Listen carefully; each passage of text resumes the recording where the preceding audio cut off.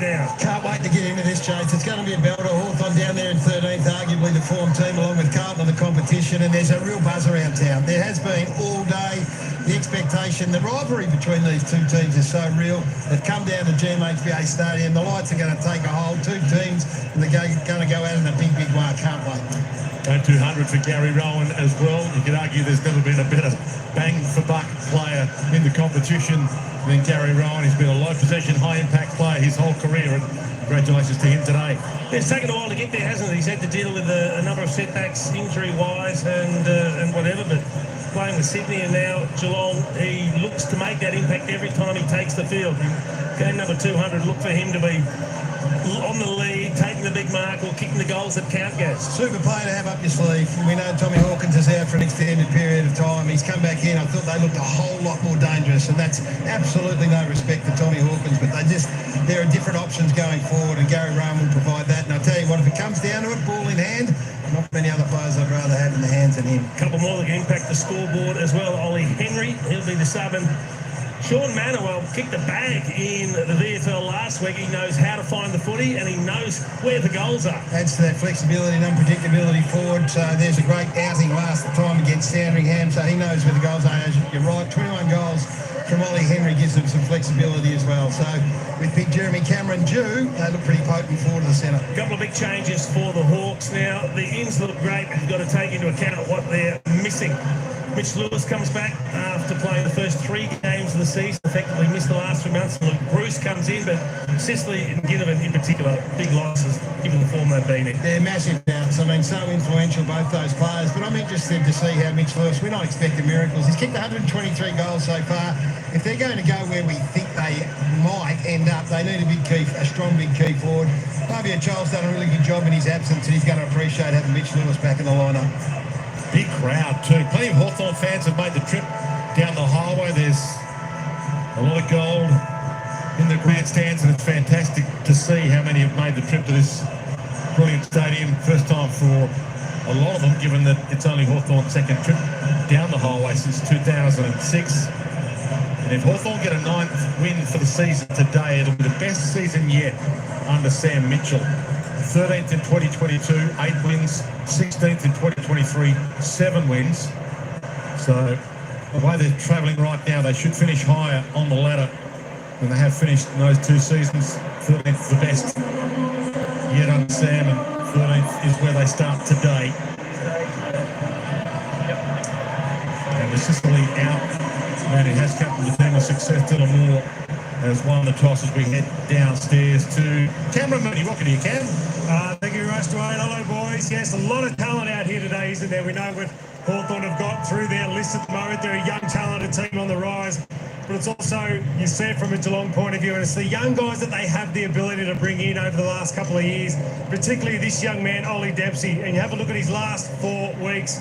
Well, he's been an absolute star in the making, hasn't he?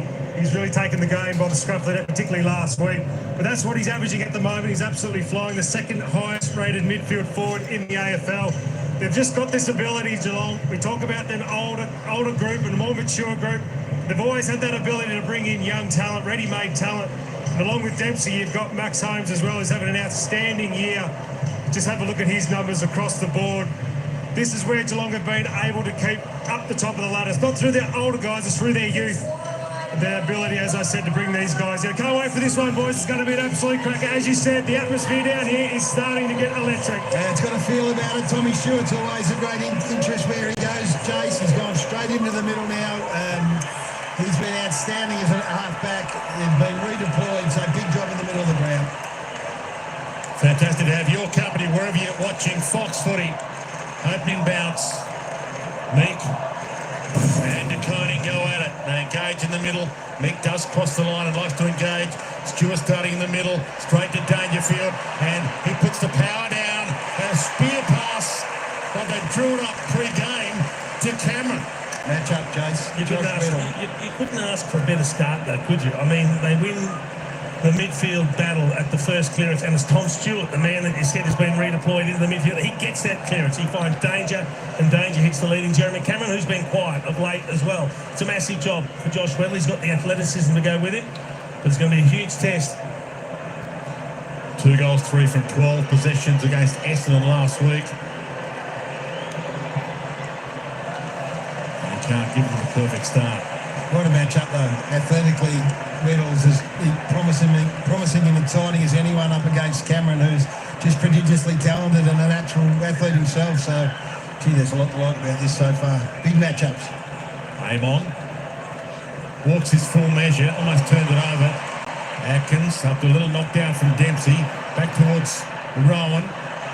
Big fly, Rowan got the crumb, gave it to Dempsey, but he ran out of tar. And we'll get a ball in. There he is, going 200. Rowan. Amazing career. Talk about bang for buck. He's averaged 5.5 kicks a game his entire career. I'm not sure there's been many that have had a 200-game career like his, averaging that kind of number kick-wise. Myers hit the belly of the ball, under it, big fly from Neil, couldn't collect it. Umpire said play on. Scrimshaw, Warple, who won't mind being here, he's a local. Cut off, Duncan, back again they travel. Cameron, this is within him. Has a look at the ball, thinks about squeezing it to find out whether it's a left-hander or a right-hander under the old Malcolm Blight idea of just sizing up the ball to see which side. That's the size up there. Okay, here we go. Is that a sider? Arcs out, drives it long. And this is another. You got the journey. Josh Weddle didn't pay enough attention to the mark. He marked it outside 50. The umpire actually moved him forward on the mark instead of pulling him back. He said, no, you can go further up. Max Holmes, who's had midfield minutes and been exciting, just off half-back at the moment, taking responsibility for either Moore or Watson. Duncan at half-back, Tui at half-back. Familiar look about it. Scrimshaw heads long, a little bit of a nudge. It'll be a Hawthorn free. Day wants to play onto advantage, but not allowed to. Meek. Bubble of noise. A lot of Hawthorn fans here. 40,000 capacity venue. Short pass. Newcomb spills it. Stewart gets it. Dempsey, one of the favourites for the rising star. Big Cameron, who's already had a sighter from here. Well, I'll tell you what, they're set up behind the footy. Off he goes. He winds up. This might be a better method. Got it there. No. 3 behinds to start. They can't get away from the ball at the moment because they're winning it back so aggressively, inside their forward half, and every time they come back, he's unmanned at the moment. Well, Gary Rowan could almost have marked that. They're all going to one side, the Hawks, when they're bringing it out of defence, but they can't find an outlet kick. It's the flat boundary wing almost as well on the Moorabool Street side. There's less room to move out there. Cigar-shaped ground. So we saw last week that Tui was the one that was able to get back. He's now the deepest defender for the Cats. Atkins, called by D'Ambrosio, one of the recruits of the year. An outstanding year, Massimo D'Ambrosio. There's that matchup you mentioned. Yeah, well, they've all numbered off now, so they're one-on-one forward of the ball for the Hawks. Declining to Manor, who's back in, the 26-year-old mature age rookie, and this time it's Neil. Well, they just have a goalkeeping practice at the moment. It's living down here, and the Hawks have been a real territory team over the last 6 or 7 weeks, but they cannot get it out of their defensive zone at the moment. Yeah, 5 inside 50s to none. They've taken 3 inside 50 marks. But you'd think at some stage get a bit of reward for effort here. And you were watching his technique pre-game, Shannon Nick. He's a good kick of the footy when he runs straight. Sometimes when he's outside his range, he runs off long, but he strikes it pretty well. Drop punt. Goalwood touched on the line by Jath. It was accurate. A bit of support on the line, might have been able to get that through. See whether they go to the same side, Jace, or mix it up a bit. They're living a little dangerously at the moment, but they're set up, they have to go out that side. They're all the numbers up. He does hit there. Coney can't mark it, but Dempsey gets it again. Jack Henry, Collar Jasny, Neil under it. You've got to learn on this ground, Jace. You've actually got to take the ball on from that half-back line. You can't keep kicking it to that boundary line because it's so skinny. It's so easy to defend, and obviously Geelong defend it so well. You've actually got to take the game on and get it through the middle a little bit. Which is one thing the Hawks have actually done a lot this year, but they're, for whatever reason, not finding themselves able to do that at the moment. Scrimshaw tried to scramble it away, but to Stewart much to the crowd's delight. He started magnificently too. Dwayne, that first centre clearance as well, come up for his third possession. Everything's going beautifully for the catch right now. They've just got to convert. 6 inside 50s for 4 behinds. And he's kicked 4-11 career. So he hasn't always been great in front of goal. Tom Stewart hasn't kicked one so far this season. Change of roles. Got plenty of that, but it's inaccurate. And maybe it's been marked on the behind line. No, it's through. So 5 behinds to start for the Cats and 4-12 now career for Tom Stewart. Scrimshaw almost compelled to go out there. He wanted to change the direction, but he just thought, I can't go that way. There's not enough players out there. Jack Henry attacked it. Day. More.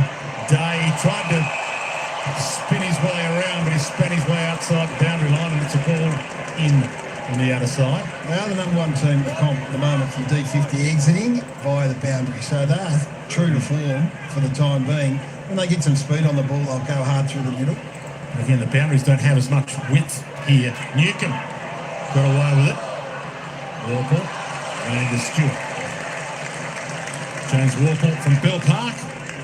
Geelong Falcon, so not his first ever game here for Hawthorn, even though there's a few Hawks playing their first ever game here. Bowes didn't look like a handball to most, but umpire let it roll. Trying to fend off, might be a little lucky. John Newcomb tried to break through the tackles. Blitzar's doing the rock now. Dempsey, quick fire. Manor, Clark, who was in the team last week, was dropped and then got a late reprieve to be back in this week, but never a late out. Stengel to off the deck. Scrimshaw waiting for it. D'Ambrosio gets. And now Walpole.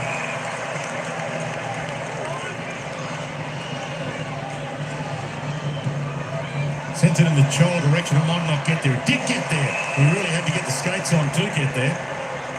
This will be their first inside 50 here. Carney with Gunston the deepest. Hardwick, who'd like to be there, but sets it up to D'Ambrosio. Told to go. Hardwick, and it normally works like this. Team kicks 5 behinds. The opposition get it inside 50 once and get a goal from it. D'Ambrosio. I reckon McDonald's given 15 leads, Jace. It has not got a look at it. I know, they don't want to bomb it away. It's a strategic game at the moment, isn't it?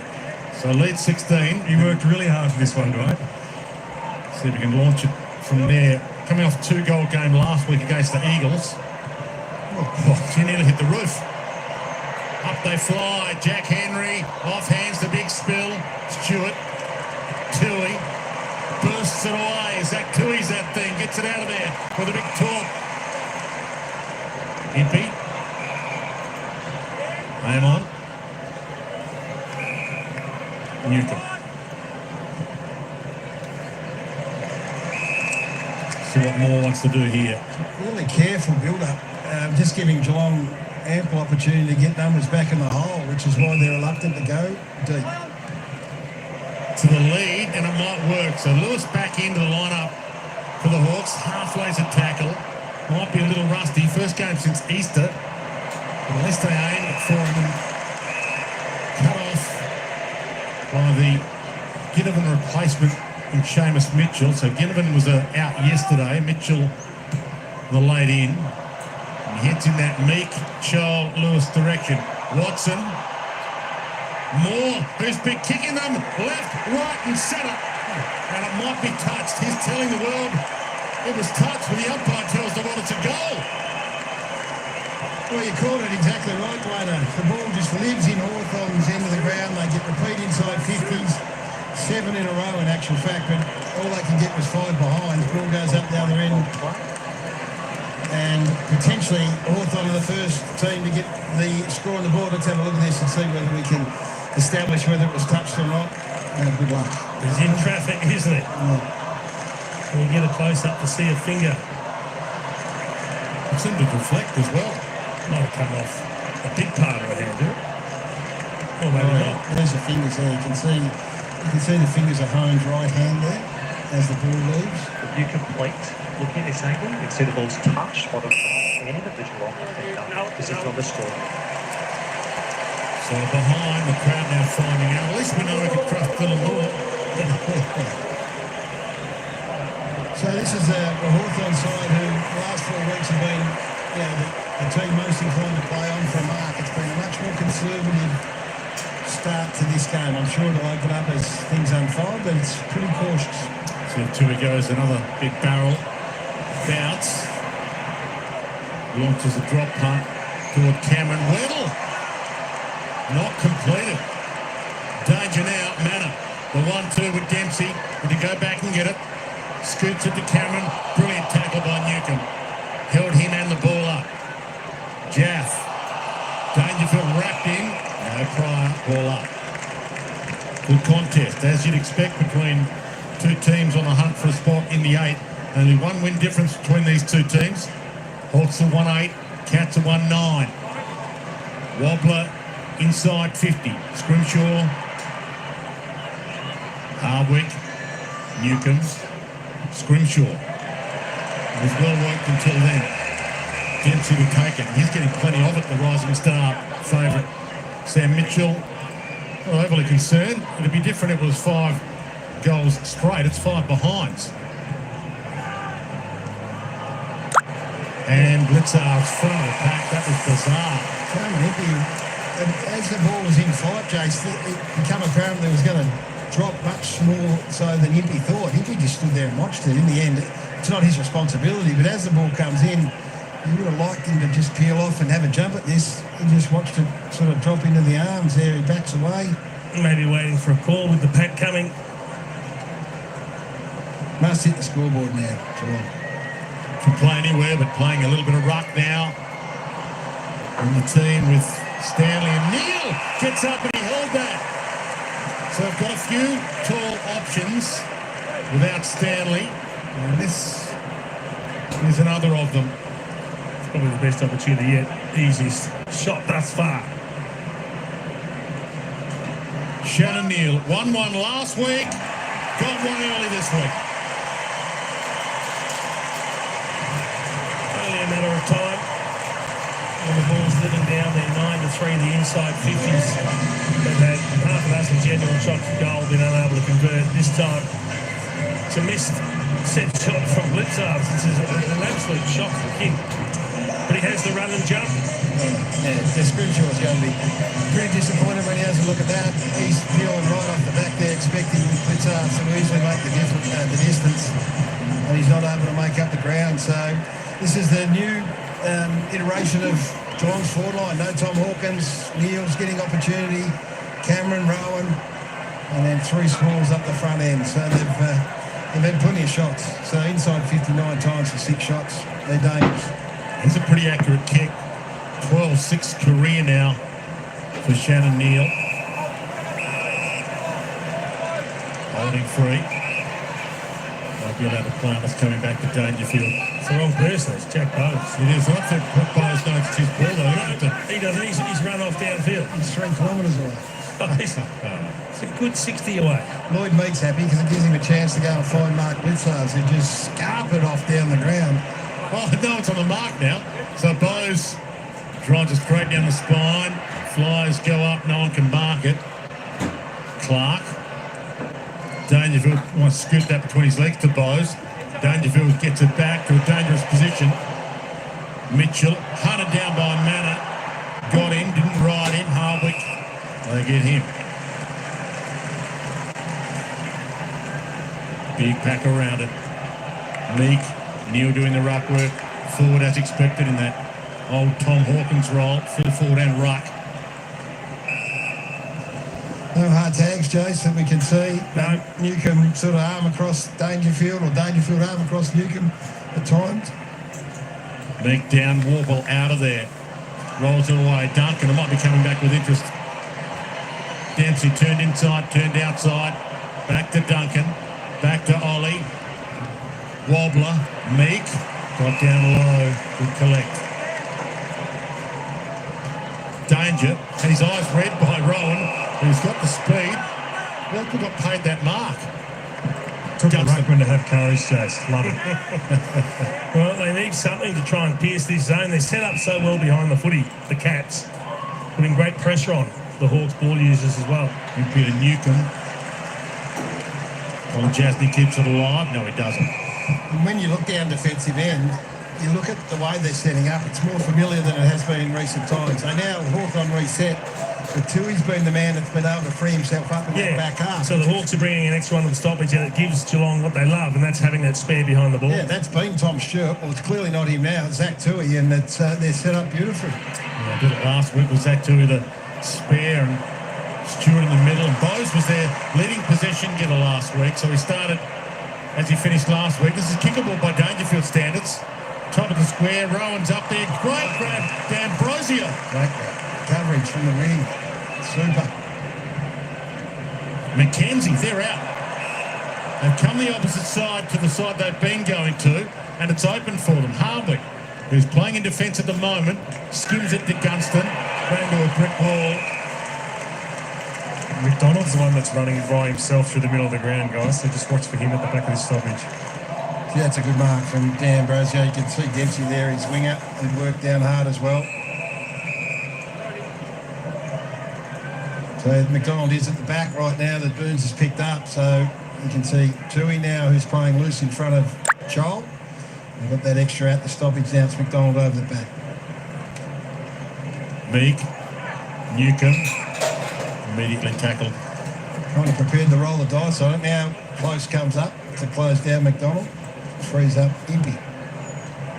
Atkins tried to back out of the back door. He was caught. Meek. Gunston, front spot. Got a hand on it, couldn't mark it. Humphries was there in his second game for the Cats. Newcomb wrapped up by the two Cats, including Lawson Humphries. Pressure's good early from the Cats. There's no time and space for the Hawks when they get the ball being besieged. Pretty good in game one last week, Lawson Humphries, but he is a more mature recruit. Day to Nash. Top of the square. Lewis gets up, can't mark it. Day, he got his own crumb. Half smothered. Bruce down on one knee. Day stole it back again. Brilliant. D'Ambrosio saved him down the other end moments ago. Gunston, Joel, off hands. Guthrie, Tui, Jack Henry. Close. Saving mark.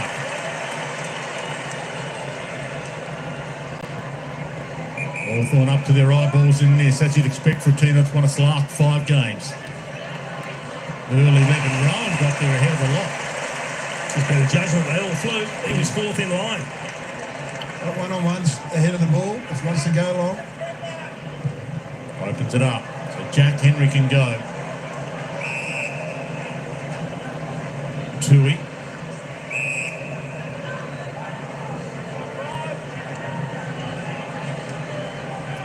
Umpire will probably tell him to get going in a second. It's just real cat and mouse at the moment.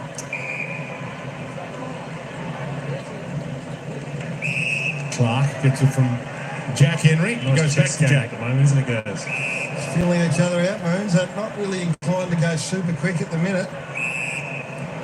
Clark to Hobbs. He normally wheels and goes. He does wheel and go. He's got the long in Dangerfield. Can he get up Danger? You bet he can. No free. Stengel to set it up. Jasny. Dempsey. Close. Handballs it inside. De Koning with the finish. He nearly got in the way in the end, Jeremy Cameron. He had to duck to get out of the way of De Koning running into the open goal. They worked it through nicely. I thought Dangerfield was a little unlucky not to get the free kick. The umpire put the whistle to the mouth, but then let it go, and they had the numbers. So De Koning's in the ruck at the moment, so he's just gone at the first opportunity and really put the burners on, and you see Lloyd Meek desperately trying to make ground up late, but he just doesn't get there. So that's the advantage. Blitzard's having a spell. We know the athletic prowess of that man. So De Koning goes into the ruck and kicks a goal from the goal square. The ball movement was elite. Big arm chop on Danger. Very unlucky not to get the free kick. Now starting to get a little bit of reward, at least on the scoreboard, the Cats for this early dominance. 14-4, the inside 50s. The restart. Sam De Koning put the palm down, but not to his own man, Mackenzie. Duncan gives the body on Day. Bose goes, caught. Just got a kick away at time. Atkins. Isn't that a great one-on-one win by Duncan? So Will Day is a star of our game. I think he's going to be in the elite company, but Duncan just has a pure one-on-one win at half-back, releases the pressure. I think Sam Mitch will be pleased to see that great chase from Marty or Chol as well. Moore rolled it to half forward. Little flick that was good from Lewis. Toe off the deck from Moore was okay. Got to a dangerous spot. He might get it back. Moore. Cats getting players back. He's got some real physical presence. Tom Stewart about him and around the middle of the ground. He's tackling with intent, putting pressure on. He's found a bit of the footy early. It's a really nice start. So Nash, their second ruck, Bose. Play on, McKenzie thought it wasn't the distance. Handball too slick. Myers. Rolling in a one-on-one with Mitchell. Neil thought he was going to toe it and get it away. Cameron is not in the goal square. He can handball it. He does. Stengel. Balance. Hands it up. And in game 200, Gary Rowan, the finish.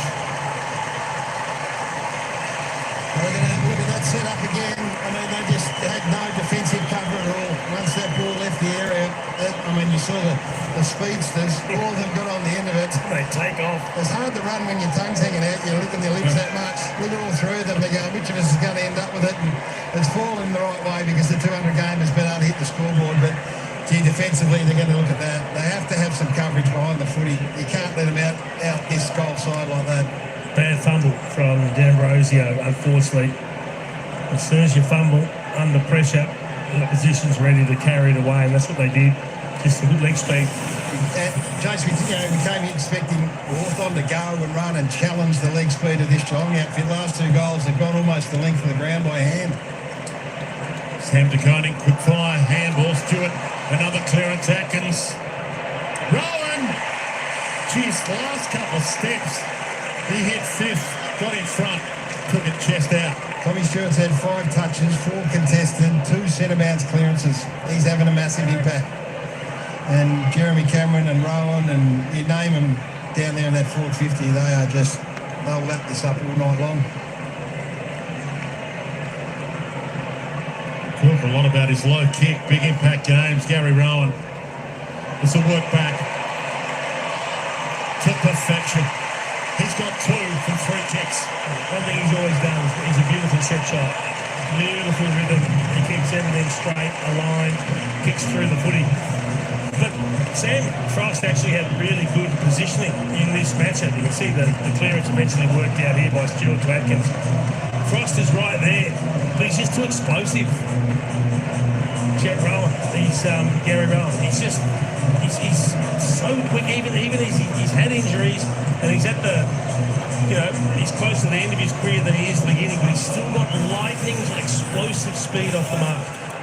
And the point's been made that maybe it's James Sicily's absence down there that's just got them all at sea.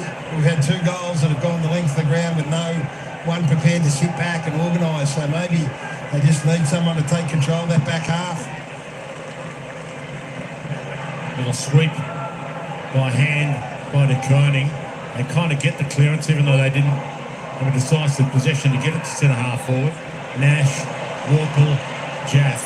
A bounce and takes them on. Danger for Impey. Crept up behind him, did Duncan.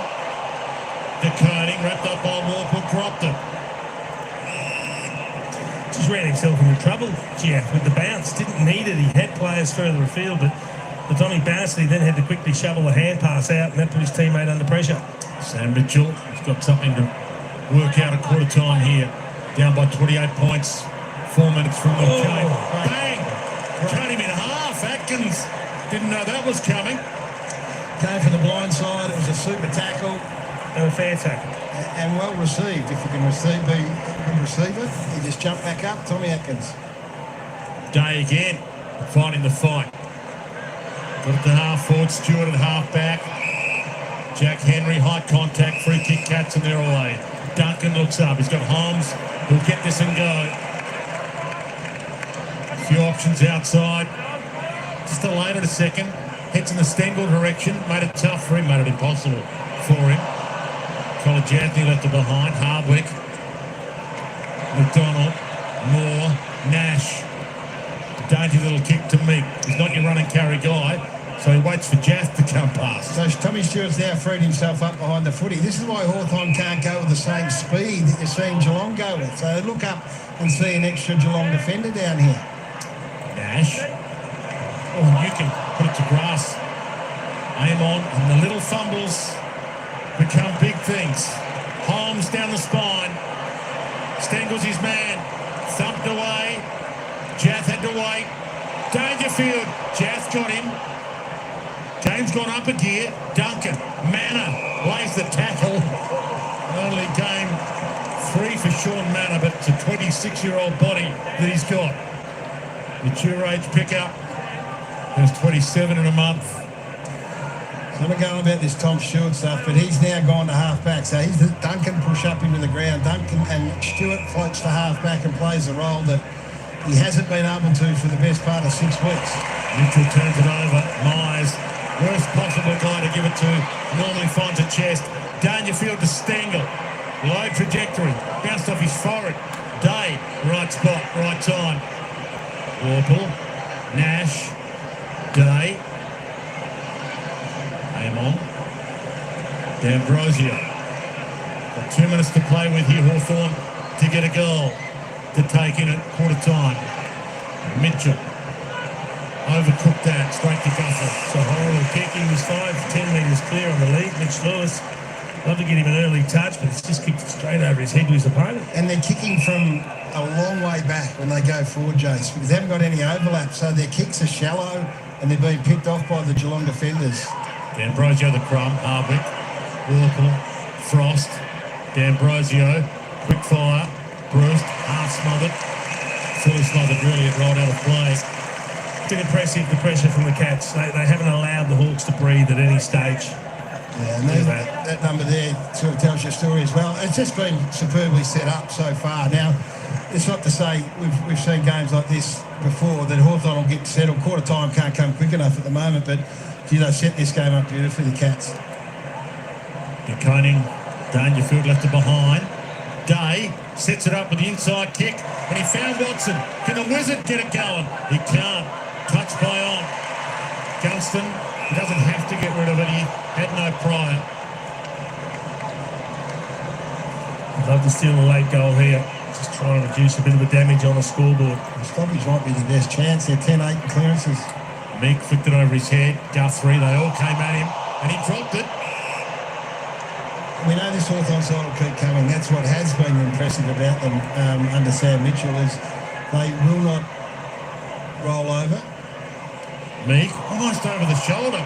Free due for him there. Lewis, that might sail. It just got touched on the line, and it's holding. Scoreline count. Bruce was trying to drag Holmes under the footy to allow it to travel over the top for a goal, but had to grab hold of him. Duncan to close. Elevated, Newcomb. Caught.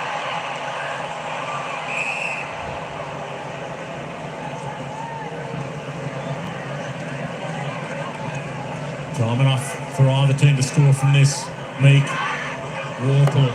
Oh, he's part of the seas. Went between them. The local. He knows what they are here.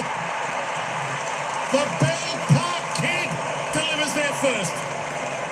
It's a big individual effort, and it took something special to break down the Cats' defence. It came from the stoppage, as you mentioned, Gaz, probably where they're most likely, but he did that well. He feigned the hand pass, then burst between two of them, and the finish is exquisite. Yeah, well, Holmes is trying to read what's happening, so he's sort of thinking that's going to get handed off and he can lay the tackle, and Warple was just superb, kept his head here. Just watch Holmes. He's thinking it's going to the outside, and then the finish is every bit as impressive. It's gone through goalpost high. So critically important. Clearance 11-9, probably their only real dangerous part of the game that's worked for them in this first quarter. Great tap from Meek. Found him beautifully. He's having a day out, Meek, with his taps at the moment. I'd love to see him get a bit more adventurous going forward with them. Belief's still high for Hawthorn. They've won 7 of their last 8 games coming in. And some of them have been come from behind victories. Holding free.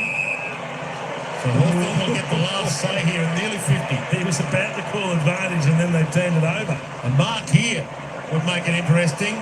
Little nudge out. Zach Guthrie saving grab for the Cats. Will Day's been the one for the Hawks. It's a bit like Zach Merritt last night. While everything's going against him, he's the one that's kept fighting the fight. Duconing quick, but the siren might beat them. Quarter time. It was looking like a horror show for the Hawks. First time here since 2006. But they've been able to get a late goal. And they can go in at quarter time with a bit more confidence. Tom Stewart having a chat to the umpire about a few things. Quarter time, the Cats 29-7. And don't forget, the footy never stops on Fox Footy. What a double header tonight. Giants and Carlton at Fremantle beat the Tigers.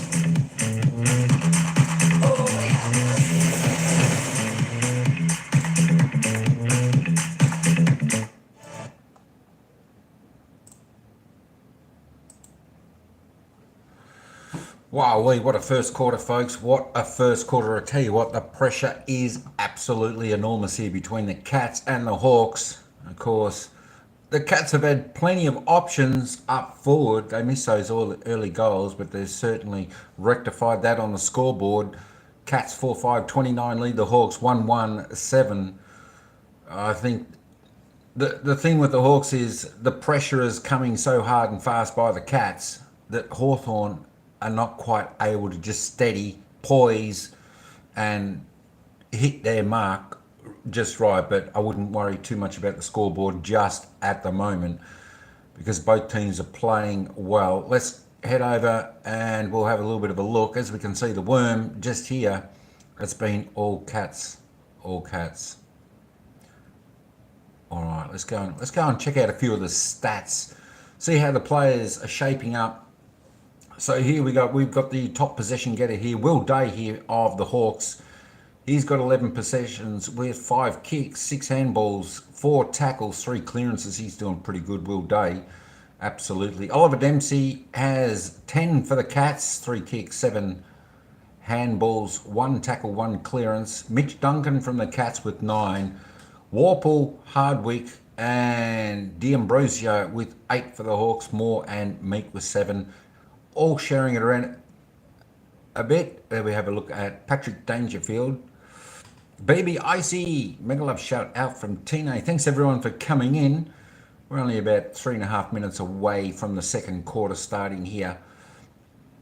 Paddy Dangerfield, he's been a little bit like a bull there, trying to get the ball and rush through, being caught. So although he's only had 7 disposals, his game's been quite adequate as well, with 4 kicks, 3 handballs.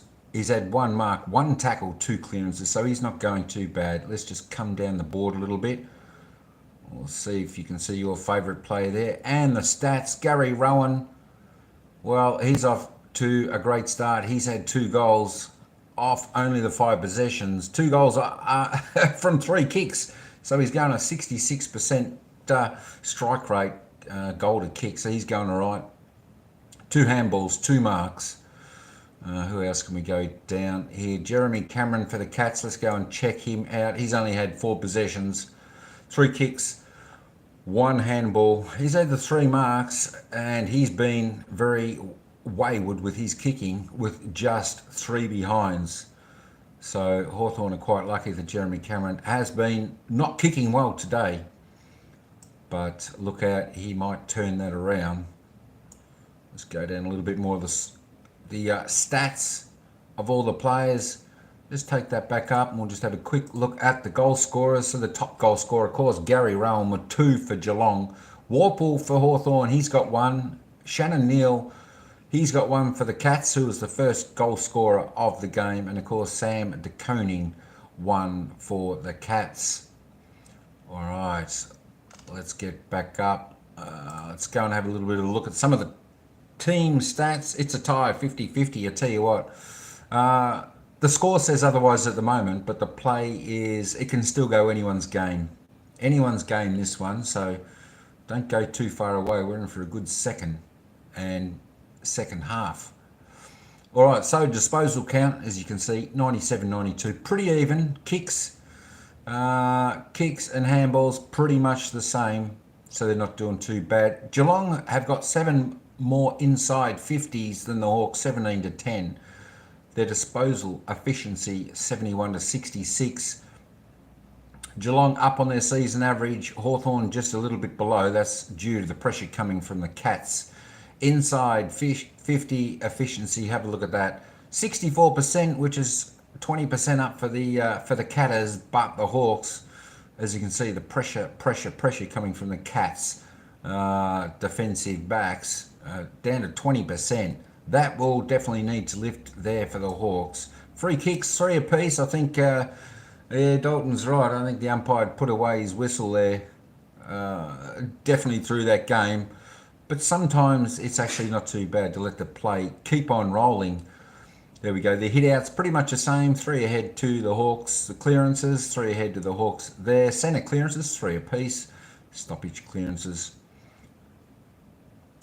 Contested possessions, around about the same, 35-32. Uncontested, similar. Turnovers, 16 to the Hawks, 10 to the Cats. A few more there for the Hawks due to the pressure. Let's have a look at the marks. 30 to 23. Inside 50, the Cats are well on top there. 7-0. So the Cats are doing a great job there. They're just finding their space in their forward. And the Hawks need to just maybe open out a little bit and get a little bit more one-on-one. Try to lead up some of those forwards and get the marks there for the set on goal. As we see the score there, 4-5 for Geelong, 1-1 Hawthorn. Defensive tackles, they've both been tackling pretty well. The pressure's been up, 30 to 25. Tackles inside, 54 to 3. General bounces, 3 to 4, pretty much the same. Hawthorn actually are doing more of the 1%ers here than the Catters. So there we go. There we go. All right, let's head back up to the summary because we're only about 52 seconds away before game time starts for the second quarter here at GMHBA Stadium down at Geelong. It's going to be a cracking second quarter, I think, if it goes by what the first quarter has produced. So we're definitely looking forward to the second quarter here. And what are we, about a minute away? About a minute away. Where are we? Let me just put this back on. Second quarter is already underway. A minute. Here we go. Enjoy the game. And finds Lewis. That is brilliant play. But go all the way back to Jack Gunston because he was 1 against 2 and he found a way to get his hip into the back of the Geelong tall and force that ball to ground, and that's what allowed the turnover to occur. Really good job from Gunston. Great call, Chief, and great heads up by Watson. I love the fact that he passed the ball and didn't try and do something out of the ordinary. Just play what's in front of him. Really good decision. 4th game of the season for Mitch Lewis. Back in after persistent knee issues, and he drills it. Good to have him back. Yeah, it's a good sight for Hawks fans. Played the first 3 games of the season. Hasn't been seen since, so he's had to work hard. His fitness there it was just Gunston get into the back of De Koning, who was behind the ball, would have taken the intercept mark. And then Watson picks the pocket, intercepts the hand pass, and then finds Lewis. But to have Lewis back as that target, he's only going to get better the more football. Nice start for the Hawks there with Lewis kicking the opening goal in the first 2 minutes of the game. For inside 50's been a horrible number. Game on. I love that first quarter. They had 10 inside 50's for just 2 scores for Geelong, but they started this quarter really well, the Hawks, and Mitch Lewis would love the fact that he's been able to come back and find the scoreboard courtesy of Nick Watson.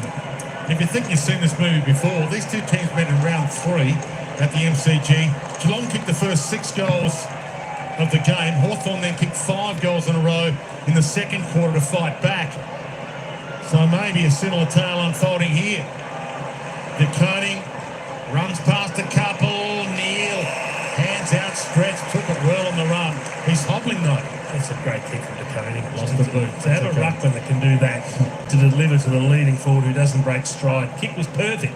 Well, that's their 8th inside 50 mark, and we're, a couple of minutes into the second quarter. They could break records. They could break all sorts. To have Dangerfield and Stewart at their rampaging, physical best in the middle of the ground, it's a pretty Pretty important That's what they weapon. were missing, guys, the big body Yeah. midfielders. The Cats kicked the first 4 goals of this game. Hawthorn's kicked the last 2. It's a beautiful action, but he didn't quite have the journey. They're going to check it. The Hawks are confident it's been touched. They're setting up for the dig out. Times they haven't had much support on the line. That's a big stretch from me. Review underway. Well, you hear it from you Looks guys like quite that's bit. going to be a Russ touch ball has to right push on the back to line. the last line of defence. There will just be 1 point to the Cats. Looking at this angle, you see the ball's touched before crossing it back with the goal line. Decision on the score. Score review. Touched by Lloyd Meek. He's got that strength and weight advantage under the new. He's just standing here in front of me. Thanks, He's Brad. a unit. Oh, look at the legs on him. They're tree trunks. And across the line rule means you can use that weight. As Lewis comes up to force a contest there, it's skipped to the back. Tui. Hawks have a couple behind the ball. Impey's going to have to go, and almost a brilliant mark to Cameron fading back. Decoding! Oh, the king delivers! Decoding with the outside of the boot. Well, he's got some talent and freed him up, so he's been the last couple of years down at fullback and been in really good form. He's a bit slow around the box, but the fact that he's getting around the ground now, he played his first foray into the ruck was against his brother, of course, and he got monstered a bit, Jace. But what we're seeing today is his ability to get around the ground. He's got a skill set that not many blokes at 200 centimetres have. This is some rare talent. So Lloyd Meek he's been a willing competitor, but he's got his hands full with both Quinzars and DeConey with their athleticism. It's a great finish. Sam Mitchell will be disappointed. He saw Jeremy Cameron basically win a 1 against 3 and almost take the mark, and then they waltzed through a little bit of apathetic defence. Cats a 5-3 centre bounce clearance. Had 21 possessions and led the Cats for clearances as the number 1 ruck against Essendon last week as well. Sam DeConey. He got monstered by his older brother a couple of weeks ago, but he's in some pretty good form. Stewart again, the clearance to Dangerfield. The usual suspects. Rowan's under this. Cameron, weave past him. He's not sure. And got it there just, only just. Looked like he was trying to con the umpire. There aren't many key position size forwards that can throw a ball like that at full speed, read it perfectly. He just lit it up, ran straight past a couple of defenders that had no chance of stopping him. That was just they had the clearance, and unfortunately Neat chose the wrong option, handballing to a player with his back to it. But have a look at Cameron, who comes in at pace. Weddle tries to get the arm across, and then he just loses him. He goes back, and Cameron goes front. That's the difference. Yeah, and we might be seeing the new Bash brothers in the middle of the ground here. Stewart and Stewart's off the ground now, Dangerfield, but they were together again in that last stoppage and combined for the clearance. So you've got a weapon at their disposal now. So it's up to Clark and Atkins who go in, and Warple and Day got to make a statement, and Newcombe at 6-3 out of the middle. Decoding clients. Day kept it in front, but Clark for company. Tui. One-on-one's ahead of the ball. Half forward. Harvick knew the contact was coming.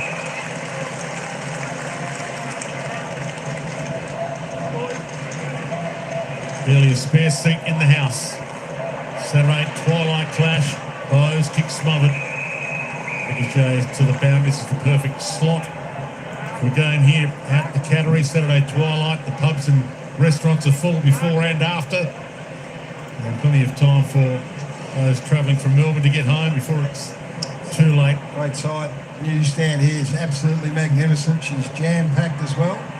The Cats are turning one on at the moment. Day, well, he put his head down and I knew that he was going to be wrapped up. He scored 12 times from 23 entries, which is better than 50% right now for the Cats.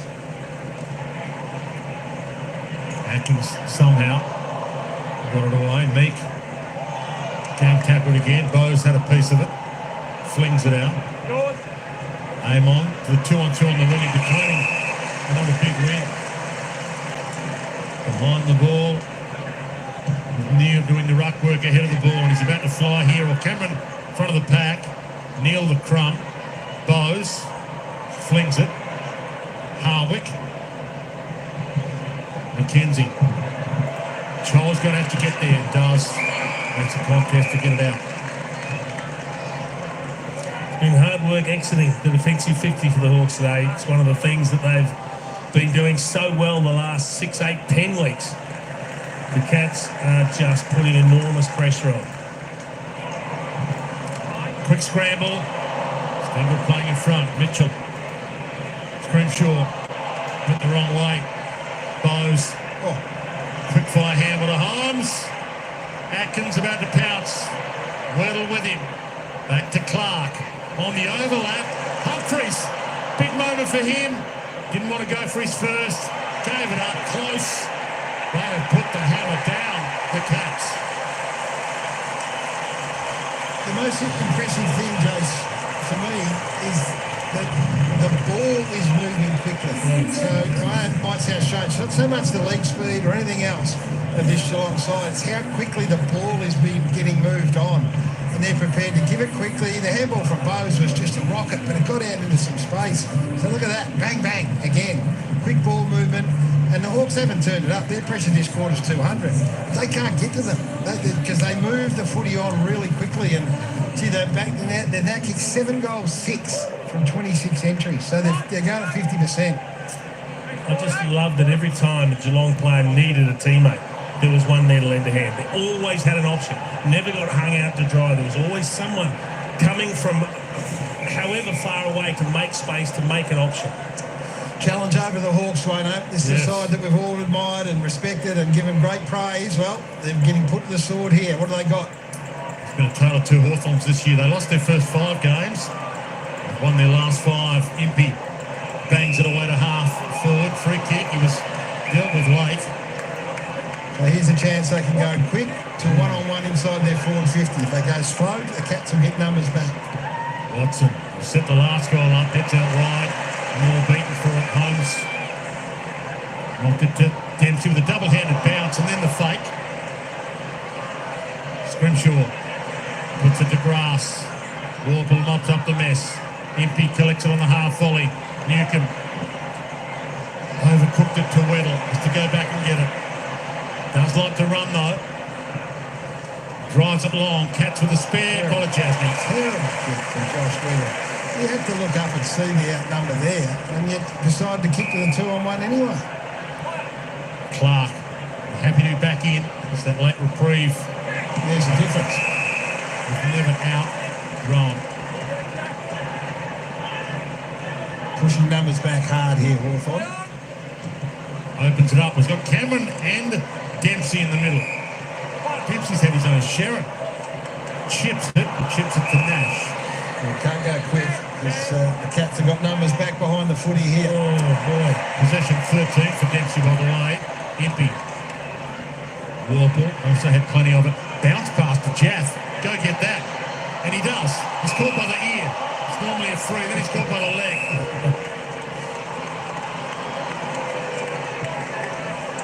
Lost his headband. He's going to Bruce Tool. He's not happy. Headband wearers don't like it when you take their headband off. Who took that headband off? Was it an England?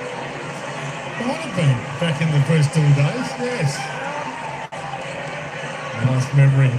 Jaff goes long. Off hands. Bowes quickly fires it back. And free kick's been found. A holding Fresco Hawthorn's way. Keep going on. It's on here. Yeah, Cameron and Jaff. They had that little to do a moment ago over the headband coming out of his head. And Jess is having a bit to say. He's giving it to the young fella. Well, they need a spark, the Hawks. So if they can get themselves involved emotionally, then so be it. They need something to happen here. McDonald having a pretty good spell. It's just like Geelong has welcomed them to the home ground and they've just closed all the avenues off here. Stewart. Watson, a little piece of it. Bruce with the experience. The push off. Heads to Gunston, his old mate. Can't collect it. Guthrie. Cord. Blitzarves takes it out with Watson Riding into the line, lots of fans as well going crazy, loving this. There's the rip off of the headband, the grab of the leg. And then having a few things to say.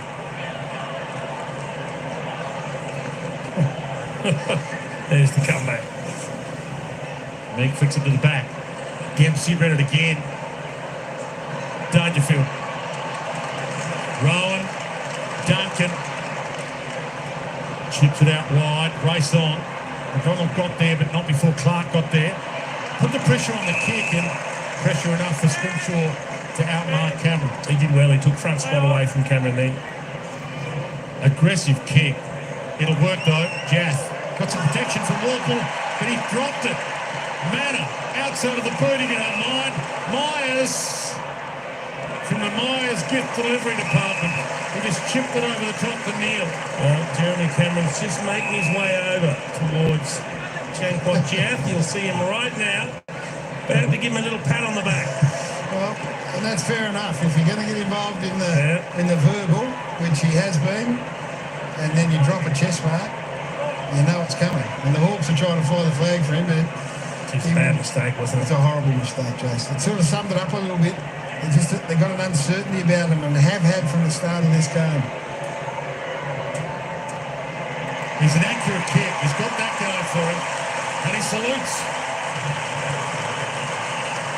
It's taken him a long time to get these opportunities, Shannon Hill, hasn't it? A big imposing presence.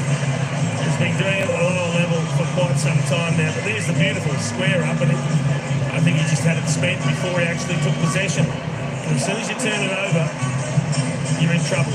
There's cats everywhere. And there's nowhere to hide. You got to expect after the little run-in you've had with Jeremy Cameron, he's going to come over and have something to say. And this is about the team that's been up the top for a long, long time, bullying one of the teams that's trying to get back up. It's a really good analogy. It's like a big brother who all of a sudden has looked at the little brother over the last however long and thought, he's getting closer to me. And so he thinks he needs a clip. And they're giving him one. They're giving the Hawks a good old-fashioned clipping. Let's see what they've got. I'm interested to see what sort of response they've got. 41 points, huge margin. John to the ruck.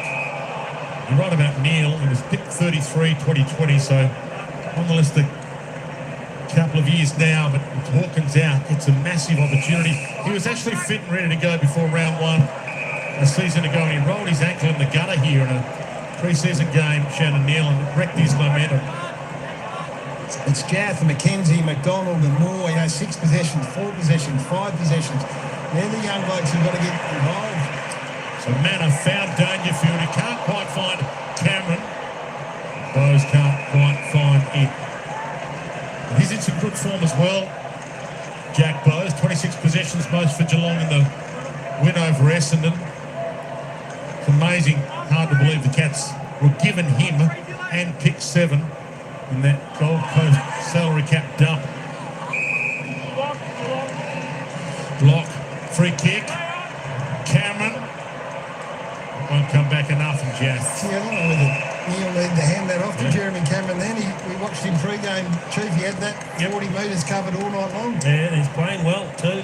Shannon Hill, he looks like he's going to grab everything that comes his way at the moment. Humphrey's got a fist on it. Arms. Stewart. Weddle. And the last time they changed direction, Jath dropped the mark and cost them a goal. They can't go into their shell. They play long and slow and conservative down the line here. Yeah. Playing into Geelong's hands. Lewis comes up for a target. McDonald crumbed it. Back to a one-on-one. Day. Jack Henry. Jack Henry's second effort got it to Stewart. Holmes.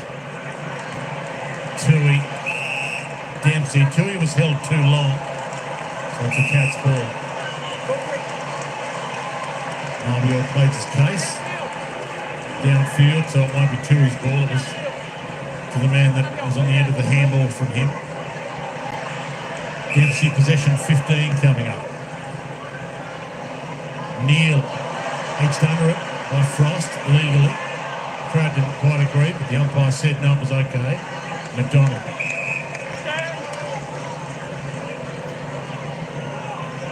He held up again. They're so good at doing this, the Cats. Yeah. They know the ground so well. They take the space away. Chesney went up and then didn't get his arms up. Nash sweeps it out to Moore. Ran the circle and found Chol. He does clever things for them all. He works hard. He's having another fantastic year. And whilst it might be a dominant display from him tonight, they're the sort of things that he does add when he gets an opportunity, keeps it alive, and then he found Chol with the kick. Kicked 2 goals 2 last week against the Eagles and took mark of the round, maybe at Chol. 4 goals 1 the week before against Richmond. So found a rich vein of form. They desperately need him to kick this. Steady build up. Got it home. Well, it's a good result for the game because they need, as you can see, they're trying to generate a bit of enthusiasm. You know, they need a bit of luck. They went down the line conservatively again, so then you're relying on a ground ball win and then someone to get it in the hands of a really smart ball user, and they did in Dylan Moore. So 8 goals to 3. The margin is 35 points.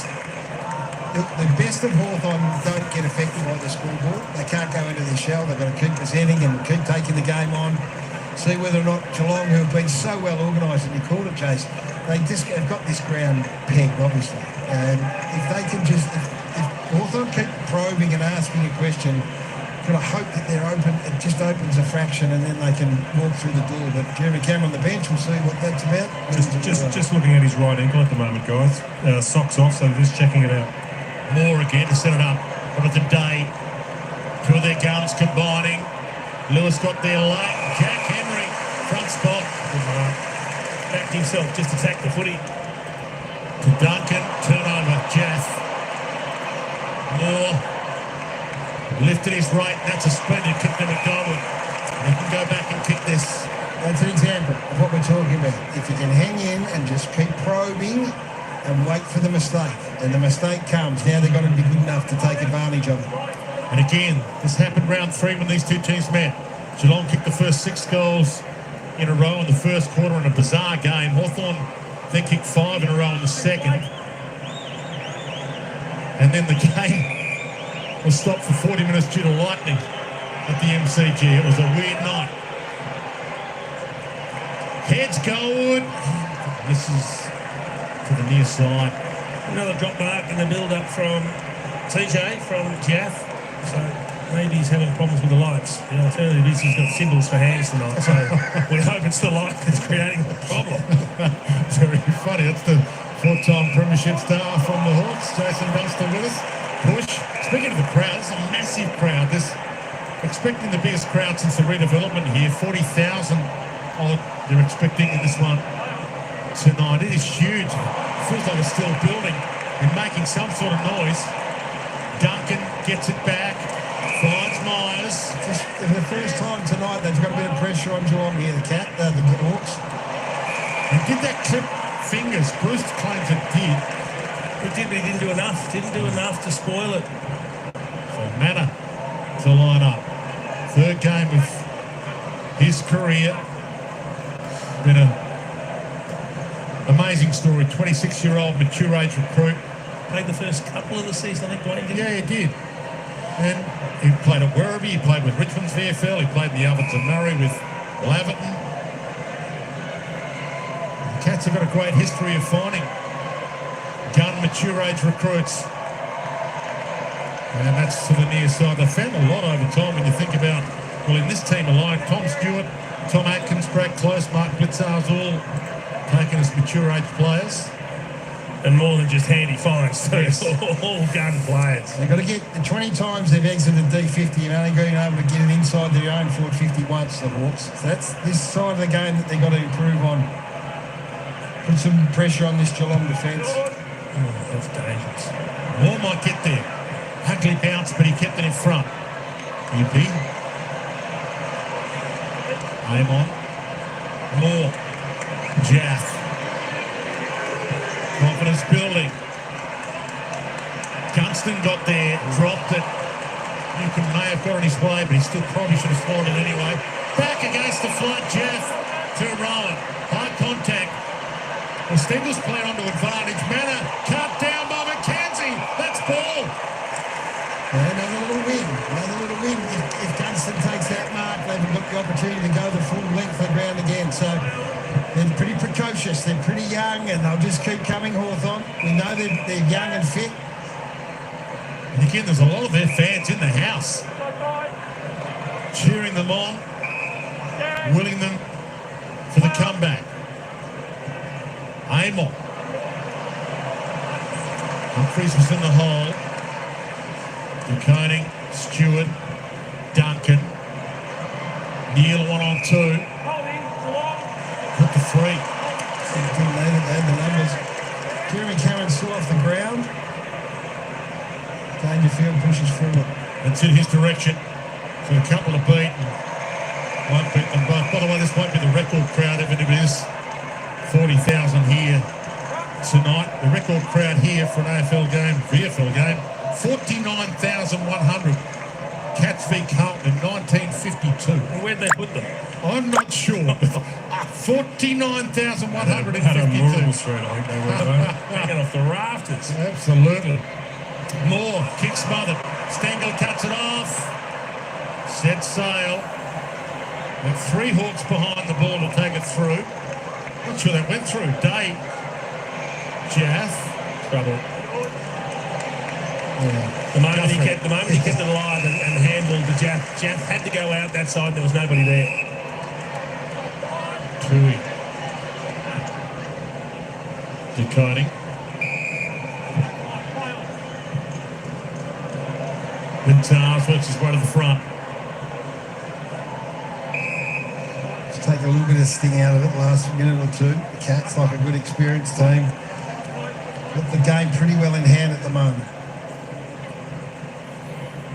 Manor fights hard, hands and knees, close kick off the deck. Neil, little toe poke. Rowan with the speed, close. He mesmerised them all. Break close. Gary Rowan mesmerised them with his attack on the footy. That's what he did. Let's just have a look at the way he charges through it. That Hawthorn have got big numbers back in their defensive 50. The ball's been hopped in there for a little period of time. There's only one way to get this footy out. And You've got to keep that ball in front, Frost. Can't let it get behind you. And there's Rowan pushing through as well. So a couple of mistakes there from a Hawthorn point of view, and close kicks his second goal of the night, and just releases a little bit of pressure. Not enormous pressure. And that's a good sign as well. Jeremy Cameron's got the boot back on and their hands in the air. He's just running back onto the field now, boys, so the ankle's okay. 2 goals for break close. Maybe he kicks them from close, but he's been accurate this year. 20 goals, 5. For break close for the season, and here's Jeremy Cameron back out there. It's a good return, isn't it? So Cameron is in 29, Stengel's 30, Ollie Henry's in the 20s. Sharing it around. Tom Hawkins, Coleman winning kind of season. So Newton wins the free. He's got more. Speaking of speed, he can go. Holmes a tough man though to outrun. So he holds it up. Joel doesn't get the run at it. Humphries drops it. Good tackle by the Wizard on Kolajasny. And Watson wins the free ball. Now can he conjure something from here? They kick one late in the opening term. Tom Atkins not happy with Marvin or Chol. Something was said or done there that he didn't enjoy. Bit of lip in the last few minutes. Nearly an impossible kick from here. And he's kicked 6-17 for the year. No need to tell Hawk fans that. 6-17, any steps. Not bad, gave it a run. 6-18 now for the little Wizard.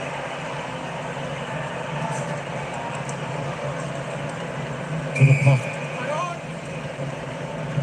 Guthrie. Dempsey couldn't quite edge out Scrimshaw. Dangerous but aggressive. Fortune favoured the brave. Warple, McKenzie. Can he drive this? He's got Jath who's drifted down. Listen to his confidence. The world of good if he kicks this. Yeah, he's got to go back and kick this down. It's more like Hawthorn though, Jace. That's what. Movement off the line goes. Yeah, you came here, you think this is a team who are going to go and play on. They've been number one for play on from marks in the last 4 weeks. You expect them just to turn and kick quickly. And Chris McKenzie rolls, and Warple rolled. It's the thing that's going to give them the best chance of getting back in here against a really well-set Geelong defence. Normally a good celebrator as well. Champion Jeff. In the shadows of half-time, in he struts. Got it! And loves it. I think he needed that for his own confidence. Been a little bit of everything in this one tonight. He's dropped a couple of marks he shouldn't have taken. He's tried to make things happen. He's had a couple of run-ins with Jeremy Cameron. Been on the receiving end of those, but this time he creates the space, takes the mark cleanly, and then goes back and kicks the much-needed goal for the Hawks. They'll try it. Well, they can't afford to concede another one. If they can sneak another one in the last minute, great. But if you're within 6 goals, you feel like you're still in the game. Well, history will say they are, and that's what Sam Mitchell will tell them. He'll call on the round 3 experiences that Dwayno's told us about. He'll call on the fact that Geelong have been scored on heavily every time they give up an inside 50 in recent times. It's almost a score in 1 and 2, so I'll still think they're a chance, the Hawks. Meek, umpires recalled that. It wasn't a fair contest. We've thrown up this time. Coning. Meek crosses the line. And down to Warple. Has a bounce. Who does he want? He might go all the way. Kicked a monster in the opening term. Heads to the square. Lewis. Not quite. Watson keeps it alive. Lexars kills it. He did everything right. Mitch Lewis, it was a fascinating body-on-body against Jack Henry. Threw him out of the way, but then just couldn't hold the mark at the end. He's a couple of games back from injury away from claiming that. See how frustrated he was too. Hawthorn still have some seconds to play with here. Coning reaches, knocks it down. Dangerfield blasts it to the wing. Hawks with a spare behind it, and this is the man Day. About to pounce, can't collect it. Rowan's got the speed. Day got there, Rowan got in. Wing tackled. That's got to be ball. Oh, how did that come out? Rugby pass. He's just throwing that out, Gary Rowan. And now the Cats get a free. Close. The Stengel. Oh, block. I don't see how Gary Rowan got that ball out. Is there a response to the Ridley free kick? So you had the one arm locked and spun. Have a look at this. So he had an opportunity. Can't do anything. Oh, he throws a little left hand at it. It's amazing, isn't it? Crowds in full voice. They're enjoying this contest. Cats led by 22 points at quarter time. They lead by 34 now. The Hawks, as they did in the opening term, kicked the last goal of the quarter. They've kicked the last goal of this second. Great to have you company wherever you're watching on Fox Footy. And don't forget, Coaches Night, AFL 360 on Monday. Sam Mitchell joining the team. And Tom Hawkins on Tuesday on AFL 360. And don't forget, Couch, massive Monday night on Fox.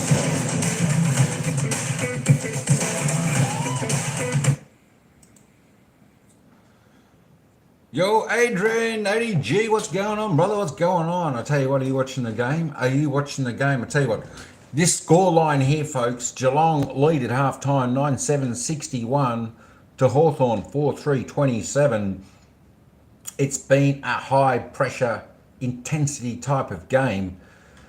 Geelong are just bringing the pressure overload to the Hawks, and the Hawks just keep tending to fumble this and fumble that. But make no mistake, Hawthorn are still well within this game.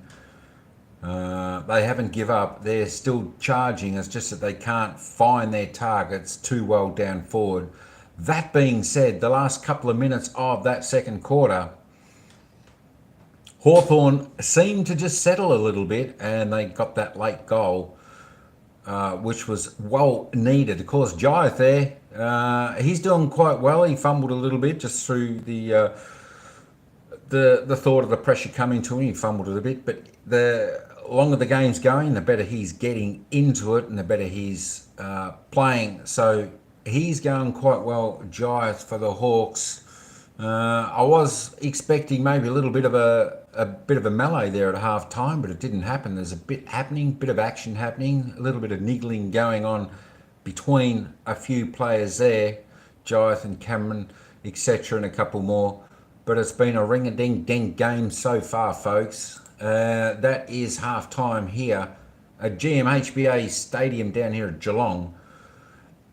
It's going to be a great quarter, and I can see a bit of a comeback coming from the Hawks, so stay tuned, don't go too far away. It's going to be a great second half here. You're watching the game too. It's good, isn't it? It's a good game. I tell you what, I think after half time, I think the third and fourth quarters, I think play might settle down a bit. They've been going pretty hard, both sides, in the opening half here. It might take a little bit of zap, a little bit of energy out of them, a little bit of run. So I think things may just open up a little bit, and the game may not be as fierce and as fast as it has been in this opening half. I'm thinking the Hawks, just my opinion, but I'm thinking the Hawks might come with a little bit of a run in this third quarter. Of course, the Cats have had plenty of opportunity. Hawks by 2 at the final siren from Addy G. I tell you what, that wouldn't surprise me. I think for this first half, I think Geelong have been in control. They've been the ones putting the full pressure on Hawthorn. And Hawthorn have actually stood up reasonably well, only letting 9-7 in. The Cats haven't always made most of their opportunities, kicking short when they've had shots, missed a few easy goals. So that is good for the Hawks. Let's just have a look at some of the players' stats and we'll see where we're going, how they're performing up until half time. We've got Mitch Duncan and Oliver Dempsey there for the Cats, both on 15 possessions. Duncan with 15, 11 kicks, 4 handballs, 6 marks, 2 tackles. We've got Dempsey there with 7 and 8 handballs, 1 mark, 1 tackle, 2 clearances. We head down to Hawthorn now. 14 disposals for James Warple. He's had 8 kicks, 6 handballs, 3 marks, 3 tackles, 3 clearances. So he's doing his job. Will Day, we're looking for a big second half from Will Day. 14 was 7 and 7, 6 tackles. So he's doing the pressure part as well, and 3 clearances. Paddy Dangerfield, still a little bit slow, but doing, as I said, in the first quarter, he was still doing a bit of his bulletin work. 12 possessions, 8 kicks, 4 handballs, 1 mark, 1 tackle, 3 clearances. Let's just roll down the page a little bit to find your player and see where they're going. Jai there, I think, hang on, I'm not sure if this is updated. Let me just try and reload this. Just reload that. 10. Let me just go back. Oh no, that's updated. Giants with 10, 7 kicks, 3 handballs, 2 marks, 1 tackle. Keep going down. Let's see what Shannon Neal doing for the Cats there, the first goal scorer of the game. Mitch Lewis. We'll have a look for Mitch Lewis in just a moment. So we keep scrolling down. There we go. Mitch Lewis, as we can see there for the Hawks. He's had 3 possessions. He's had 2 kicks, 1 handball. He's had 1 mark, 1 tackle, 1 clearance, and he has scored 1 goal. Mitch Lewis has scored a goal for the Hawks, and Chol also is the other one who has scored the goal. There we go. I'll just run that back up a little bit more slow, just in case you want to check out some of the stats there from the players. And then we'll go over and have a look at the goal scorers.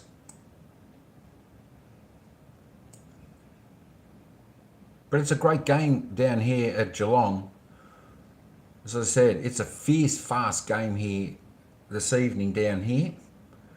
Geelong on top at the moment, but Hawthorn, as I said, Hawthorn looked like they had the last couple of minutes playing on their terms. They found a little bit of space in the forward line, finding their targets better, and that's what we want to see from Hawthorn on their comebacks as they've been doing this year. Hawthorn have been pretty strong. They are the team that I think a lot of teams are worried about this year, because they've started to turn the heat up and get on fire. There we go. So the goal scorers, here are the goal scorers, folks. We've got Gary Rowan, Shannon Neal and Sam de Koning with Brad Close, all for Geelong with multiple goals on 2 goals each. We've got James Warple, Mitch Lewis, Jaeth Chol for Hawthorn with 1 each, and Jeremy Cameron with 1 goal 3. His kicking has let him down a fair bit today. He's having a few snaps, he's kicked a few short, he's cooked a ball and just not straight at all. So his boot is not going straight. But there are your goal scorers right there. So there we go. GSS Inc. Thanks for coming in. Mitchy Lewis, there he is right there. He's got 1 goal. For those people with the fantasy points, we've got Sam de Koning there leading the fantasy points there on 79. Mitch Duncan second on 67 points. Warple 63 points. Will Day 58. Dylan Moore 57. Shannon Neal 54. And we will just go down. So if we look at this here, these are the fantasy points, AFL fantasy points for your respective player as we go down. So that's what is highlighted here at the moment, the AFL fantasy points. We'll just keep going down a bit. There we go. So it looks like the subs have not been played yet. Harry Morrison for Hawthorn has not. He's still on the bench with Oliver Henry for Geelong. The subs have not been brought in yet. That will be, I would assume, somewhere around late in that 3rd quarter or early in that 4th quarter. Let's head over to some of the team stats. Let's take this back up. Where we go? Look at the disposals. Here we go. Disposals are pretty even. So it's a pretty even game, folks, all the way around. 183 to 168. Cats just by a bit. There's not too much mucking around with the hand, as we can see. The kicks 107 to 102, 76, 66, everything's pretty much even. The inside 50s, this is where Geelong is doing a bit of the damage. And of course, 34 inside 50s, and they've had 16 scoring chances there, compared to 18 inside 50s for the Hawks, for only 7. So Hawthorn need to get the ball down there. The back line for Geelong, they're certainly holding up well, preventing Hawthorn from getting inside their back 50, inside their forward 50, I should say. So we need a bit of a lift there from the Hawks. I think that will definitely come in the 3rd, 4th quarter. Disposal efficiency, 71, just a little bit above the year's average there for Geelong. And of course, Hawthorn 69.6. They're marginally behind on their average, so they need to lift their efficiency as well. Looking on the inside 50 efficiency, as we can see, Geelong doing a fair bit better there with 58.8. They've actually dropped off in that 2nd quarter a little bit. For Hawthorn, they were going at only 20% after the 1st quarter, so they've lifted that by some margin there, but still under their average. Free kicks, 10 free kicks apiece. The umpire paid a few more in that 2nd quarter. That being said, I think the umpires are letting this game play and put away the whistle at a fair bit of the time. Stoppages, 18 to 22 on the hit-outs. Hawthorn leading that. The clearances, Hawthorn by 1 in the clearance, 18 to 19. Centre clearance, stoppage clearances, pretty well even.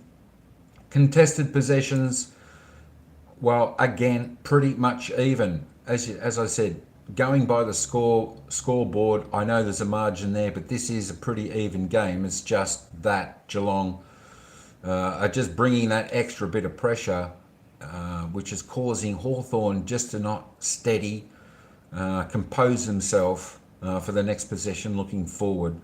And sometimes they're just bombing that ball in.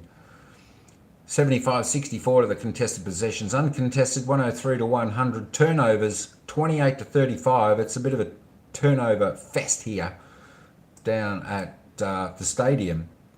And of course, only 7 in it.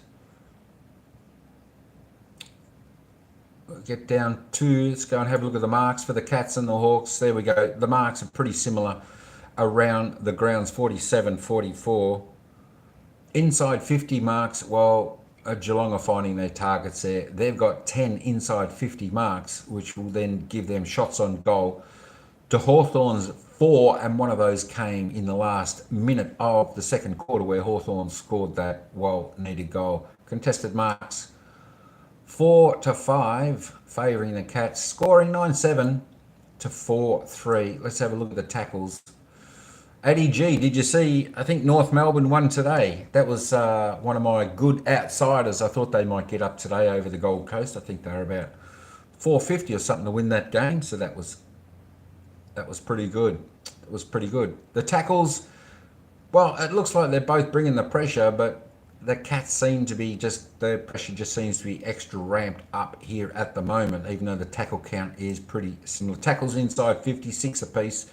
They're doing their job there. The bouncers in general, 4-6 Hawthorn, and of course the 1%ers, Hawthorn are still doing what they need to do. They're doing their 1%ers.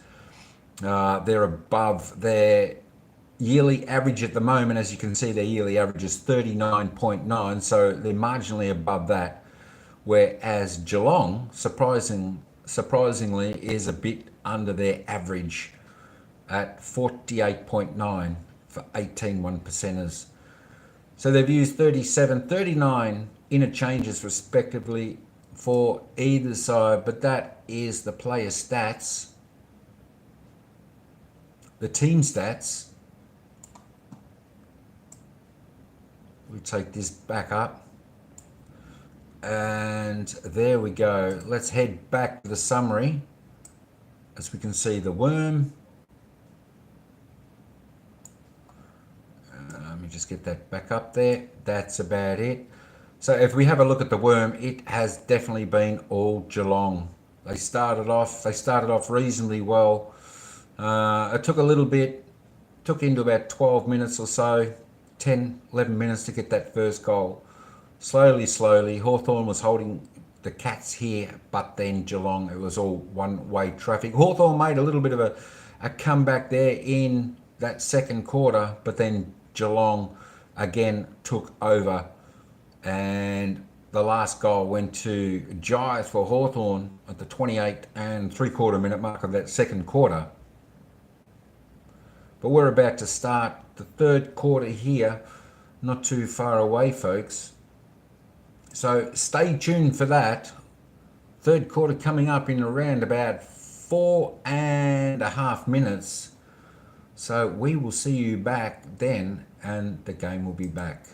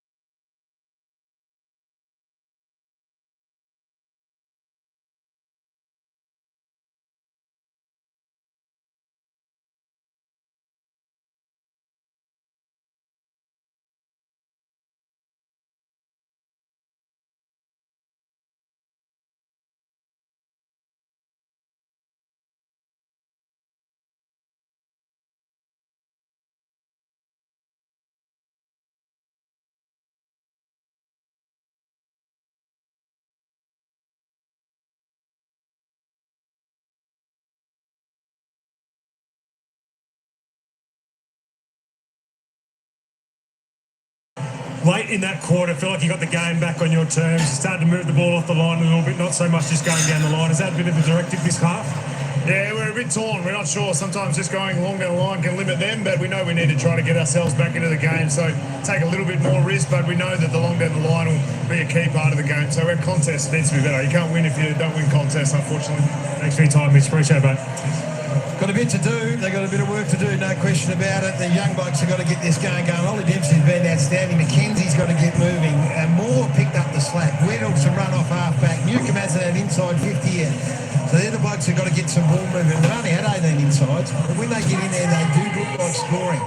That's what Sam Mitchell would have been saying to them. Maybe a child needs to get involved. Hasn't seen enough footy, has he? He's had just the 2 possessions. He did kick a goal when he had the opportunity, but I'd love to get some more ball down his way. Meek and DeConey to go at it again. DeConey's got a couple of goals. Meek's been good. Hawks looking for their 6th win in a row to be hunting a spot in the top 8. And the Cats looking to back up last week's win over the Bombers and to trick themselves in the top 6. DeConey dragged down. Atkins around the body. Stengel edged under it and blitz arms back. It was a fly. Yeah, it's a bad man. Good courage, wasn't it? So good. Takes off. Dempsey might be the leaper, if not Neil from 4 deep. Neither could really get a run at it. Mitchell kicked it off the deck straight to Holmes. Atkins, who started all this. Duncan. Didn't quite go to plan. And Max Holmes is an interesting one. He's been playing half-back for this first half. And he's just solidified. We know he can go through the middle of the ground, but he just gives them some real drive off half-back, but also just doesn't lose too many one-on-ones. Missed that flag a couple of years ago and desperately wants to get one. Umpire Lee Fisher had to get out of the way quickly and just got out of the way. Stengel got in the way. New contract, ugly bounce. Gee, that wasn't a home ground bounce at all. McKenzie bends out. Meek goes up. Big Pat fell on him. Walpole hands it straight back. Duncan. So Stengel wants to have another crack. Thought about departing and going elsewhere, but stuck around to be a Cat for another couple of years. Stengel. Cameron got up. Frost can't handle it. Rowan. Manor. Myers. Not the required. Stengel dragged down by Warple. Frost. So look at all those numbers back. They've got to run now. They've got to run and carry because the outnumber will be at the other end of the ground. I'm going to ask you about Sam DeConey when we get a chance. We've seen what Tom DeConey's been able to do. Is he just starting to put his mark on this competition, Sam DeConey? It's funny, I was just going to suggest it before. If he continues to play like this, I reckon he'll be itching for another crack at Big Brother too. Neil crashed it to the deck. Weddle hands it up. Day, Impey, Weddle on the run. Looks inside. McDonald keeps it running. Cameron dragged him down. Got a boot on it. No, free kick, didn't get a boot on it. Outstanding chase from Jeremy Cameron, of all people. Chases it down on centre wing, but you can't be not be encouraged by the movement of the ball. Yeah, it got stopped at halfway, but that's where they look most dangerous. Pulls the kick late. Duncan looks up. Can he do the same? He hits long. Goal square. Dempsey! Well, he had Rowan down there. Had a couple of different options. This kid is really, really good. He looks a genuine star in the making, and it's a really uncomfortable position for Cam McKenzie to be in. Deep in defence, he wouldn't find himself there too often at all, you can think. 3rd season for Ollie Dempsey. I love him here. Could win the Rising Star. Blows across the face and blows his line. That would have been the perfect start for the Cats, just to reassert themselves early in the 3rd term. So he was picked 13 in the rookie draft, so essentially a pick 78 they got him for. No one took him in the first 64 picks in the actual draft in 2021. He's a tough matchup for a winger because he's pretty comfortable pushing forward. He gave up footy for 4 years. Ollie Dempsey. Lewis floats in. Good grab. Hands it off. McDonald heads toward Gunston. Out wide. Got there. Got to make make every inside 50 count, the Hawks. They're not getting enough of them to waste. Got to hit a target. Or he's got to find a way to kick this goal. Yeah, well, go back and have a lash at it now. I mean, it's the first time they were able to get goal side and look really dangerous because Mitch Lewis was able to Take a contested mark. take a big mark. Which is what Sam Mitchell says. You've got to win some contests. Yeah. The first goal of the half. Balls on the near side and doesn't score. Find the footy hasn't come down much at all. Got to find a way. Can they lock it in? Can they try and get some repeat inside 50s? Arms. Yeah, couldn't bring the mark down. Bowes just dribbles it to himself and couldn't get away with it. And there is maybe the next big thing. Shannon Neal. Scratcher, as you call him. Oh, that's unfortunate. The great scratcher there. Maybe stick with Shannon Avenue, which is one of the main streets here in Geelong. Straight down Shannon Avenue, if they can keep getting it to Shannon Neal. Well, they'll be hoping he can turn into the next Tom Hawkins. Big shoes to fill. It's on 3. Meek.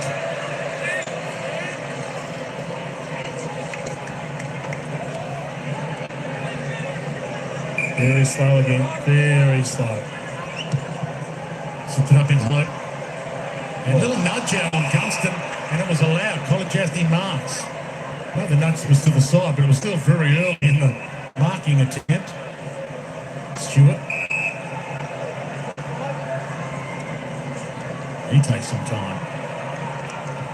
Didn't do too much in it. Arms goes. Dangerous kick. Empty. Fight the fight. Handle wide. Atkins clever. Guthrie turned inside. Got away from Warple. Hunted down by Watson. Good tackle. Pressure on the kick, and Scrimshaw takes the mark. Yeah, just that chase is what enabled the kick to be turned over. Mick waited. Tui went. Holmes inside. Bowes needs a bounce, and he gets one. Stepped inside. Then, as he was caught, he dropped it. Got away with it. And Myers. No, finish. See, that was the kick you want to see from Scrimshaw, back into the middle. You called it, man. You said, Meek waits. You can't wait for the footy in this game. You've got to go and meet it. The Hawks fans weren't happy. No one tackled Bowes in the end. That's a tough kick for Hardwick to go and get. And he was outstretched by Cameron. This is the issue.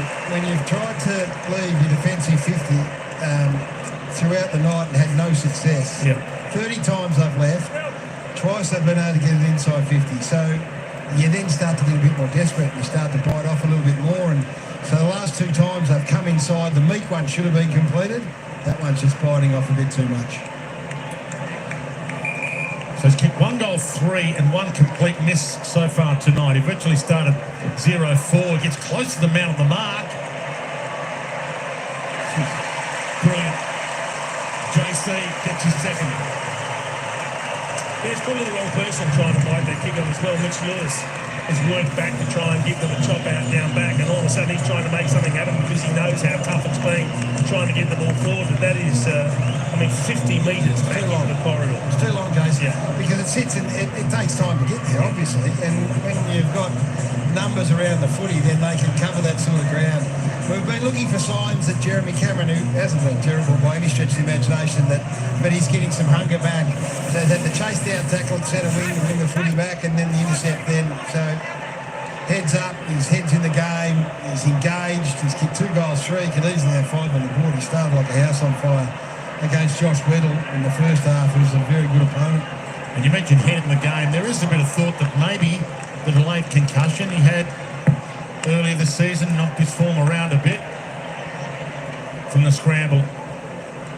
Newcomb caught by Clark in the back. So written a bit. That was the strength of Newcomb, I think, dragging him down with him.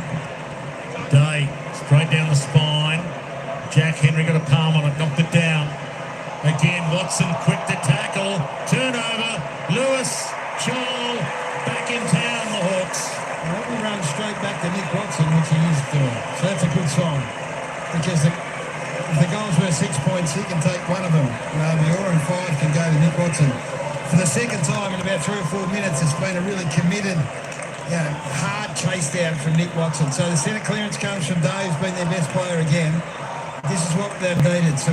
And Jason called for it before. Keep the ball inside your forward 50. And the goal comes about because Nick Watson did just that. Good sign.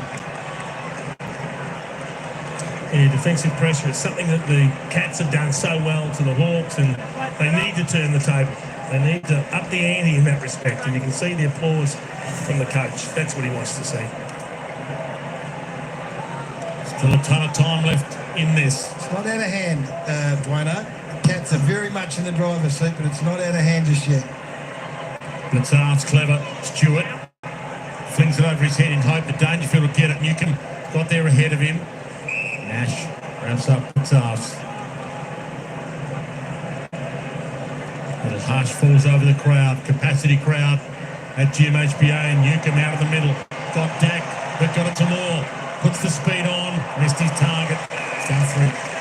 Lack of understanding between he and Bruce. He was thinking Bruce would be the one that had come up at him on the lead, but he was asking too much, expecting a 55-metre kick on the run over the top. Well, they haven't got Jack Gunston to lead up at that ball at the moment, guys, because he's been subbed out tactical, and Harry Morrison into the game now.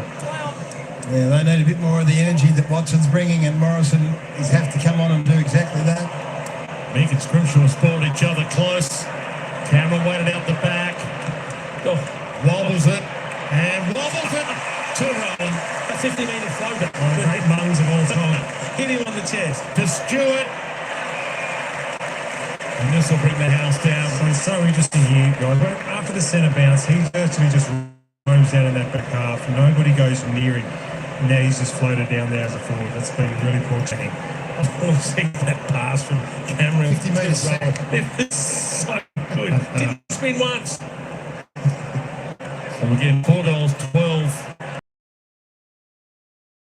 Tom Stewart, but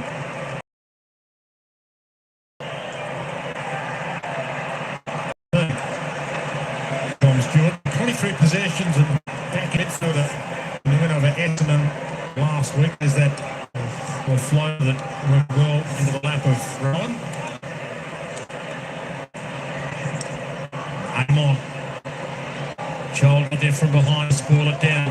Atkins run into and out of a jam. Dempsey, Humphreys, caught. Watson on the floor. Watson again, the wizard. And you know what, that would please Sam Mitchell more than anything else that we've seen from his game this year. It's the ability to put defensive people. Well, they took him pick 5. He can kick goals, but that pressure as well. Guess who? Stewart takes a mark, falling across half back. So he and Duncan are the ones that Moons is talking about. Duncan's the leading possession winner on the ground. So he's had 20 off half back, but also just floating into the midfield and allowing Stewart to go back as well. So between the two of them, they've been so effective. For the locals as well, Stewart and Jack Henry. Jack Henry's been a member of the Cats since the age of 8. Turnover. Newcomb sweeps it wide. Hardwick. He's got nothing long. Ambrosio, who can use it. Got Watson out the back. He gets up the wizard. Clears them. And it's behind. And Luke Bruce, he's finding it tough as well at the moment. So to get up and work away when the ball departs you forward 50 and then try and hit back and provide a real presence. It's just a battle for him. One of the all-time greats, probably the best crummer of the ball I've ever seen play the game. Just getting tough and tough. Jack Gunston, as you saw on the phone. All that wide to Meek, who's behind him. He's a little bit from Waterloo. Takes it across the line. We've got some experience out there. Luke Brewston game 291. Could still play his 300th. Maybe in the finals if they'll get there. It's on offer. If they win this, they'll essentially be in the 8th.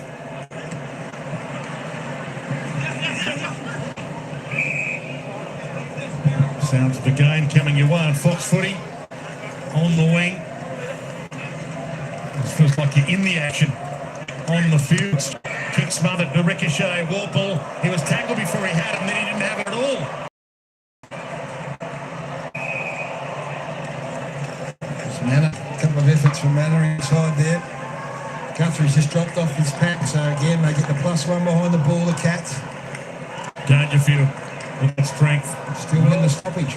And again, Frost gets there. Flicked knocked down around the body by the sub. So Morrison, the sub now on. McKenzie from Nash. Back to Nash. Cole Jasny. He's got so many options down back that can take and intercept contested mark, haven't they, the Cats? It's been a good year too, Cole Jasny. Played a lot more of that key defensive post, playing on a good forward. Done a really good job. It's been a bit of a steal as well. The Cats got him for pick 41, 2013, the year his brother Cade went pick 5 for the Suns. And then he's lined up on the likes of Charlie Kerner this year. Done those sort of jobs. He's been a great player. Heads out wide to Tui. He could also play his 200th this year. Jack Cole-Jasny, if the Cats get a finals run going. Well, the back six tonight will be thrilled with the fact that there's been 24 entries and they've kept them to 5 goals. They've been scored against quite heavily. Newcomb with a stretch, got it to Warple. Hands it inside. More, and they need more in more ways than one. Good finish in the end. He continues to do these sorts of things. Dylan Moore takes his opportunities. And the game's been in a holding pattern, it feels like, for the last half hour or so. Just that 6-goal margin. Goal goes one way, then it bounces back the other way. Get it to 30 points. Can they get 2 in a row? That's been the challenge for the Hawks. It's really good work from Warple, who got called to play on, but was able to thread through a little hand pass. Well, that's the point you're making, Chief, which is, so that's the first time for the night they've been able to string to it. So can they get 3 now and get it under? So get it under the 30 points, get it under the 5-goal margin. Because you're right, it has, they kicked 1 goal for the quarter, Geelong, and the Hawks have kicked 2. And it hasn't been pretty. It's been an arm wrestle, and they haven't looked anything like the Hawthorn we've seen over the last 6 weeks, but they're within touching distance. He's captaining the team in the absence of James Sicily. Dylan Moore trying to drive it. Meek couldn't quite find his boot. Tackled by 3 Cats to drag the big man down. So Nash is taking responsibility for Dangerfield this quarter, just making him more accountable. Just the 1 possession for Patrick Dangerfield. Warple put his head in the hole, couldn't get away. DeConing just the 1 possession. So it's all the players who were driving him in the first half just got a little bit cold. Warple came on. Nash, total. Cameron tried to flick out. Scrimshaw had it, lost it, got it back, gave it to Warple. But their tails at the moment, the Hawks. Smother got it back, lost it, Park ran into a jam. Warple fights the fight. McKenzie down by Bowes, still in there. Mad scramble, umpire circles, pull up. They're up for it. They're up for the fight, Dwayno. That's the bottom line. So they were almost out again. Great smother by Close, but just around the footy. More brown jumpers. Meek took it out of the air to Cone. Right into the deck. Big pack around it. Meek front spot. Down to Moore. No free kick high. Ball found Holmes. Bangs into a 2-on-2. Players couldn't get near it for the mark attempt. Weddle, Stengel. Stengel slipped. Weddle kept his feet. McKenzie. Scrimshaw. Amon. Dangerous. Overzealous with a kick and Nana makes them pay to minus. This has got a brain play. Carolina's kicked it straight to Matt. This one is a very good distributor. It's crazy. I like Sean Manor. He does the right thing most of the time. He's hard enough. He tackles really well. Makes good snap decisions. I think he's a chance to get there. Kicked 6 goals in a VFL grand final as well to get himself drafted in the end by the Cats. Picked 36 in last year's draft. The 26-year-old Myers. That side swipe style normally delivers. Gives them breathing space here. It's an extraordinary kicking style. He's the Jim Furyk of AFL, isn't he? It's a backyard style that just works, and he's perfected it. That was the turnover. The turnovers get punished when you turn over in that part of the ground. You can see. And they'd be sitting there going, well, he's our best ball user. He's just, for whatever reason, saw something that wasn't there. But more to the point, Cats good enough to punish them when they had the opportunity. Yeah, that's it, isn't it? So that's back to that 6-goal margin where it's sort of lingered around that. 6, anywhere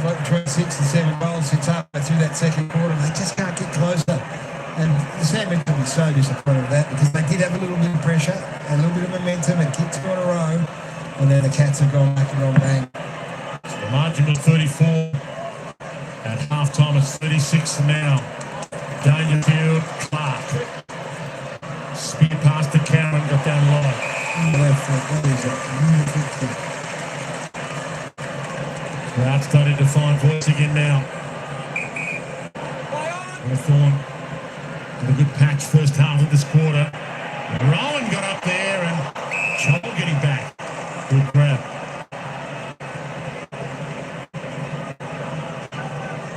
Settles things down. Every player on the ground within a kick. Lewis can't get there to stop Cameron. Not too late. No arm chop for Ian Moore. Wanted for a few to come with him. Heads toward Albert playing at half forward now. Spent most of the first half in defence. Well, that's not insufficient intent. That's just a bad skill error. And the umpire says, toss it in. Well, you never see them get pinged when they kick it out of bounds inside their attacking 50. Heavily, Jeremy Cameron.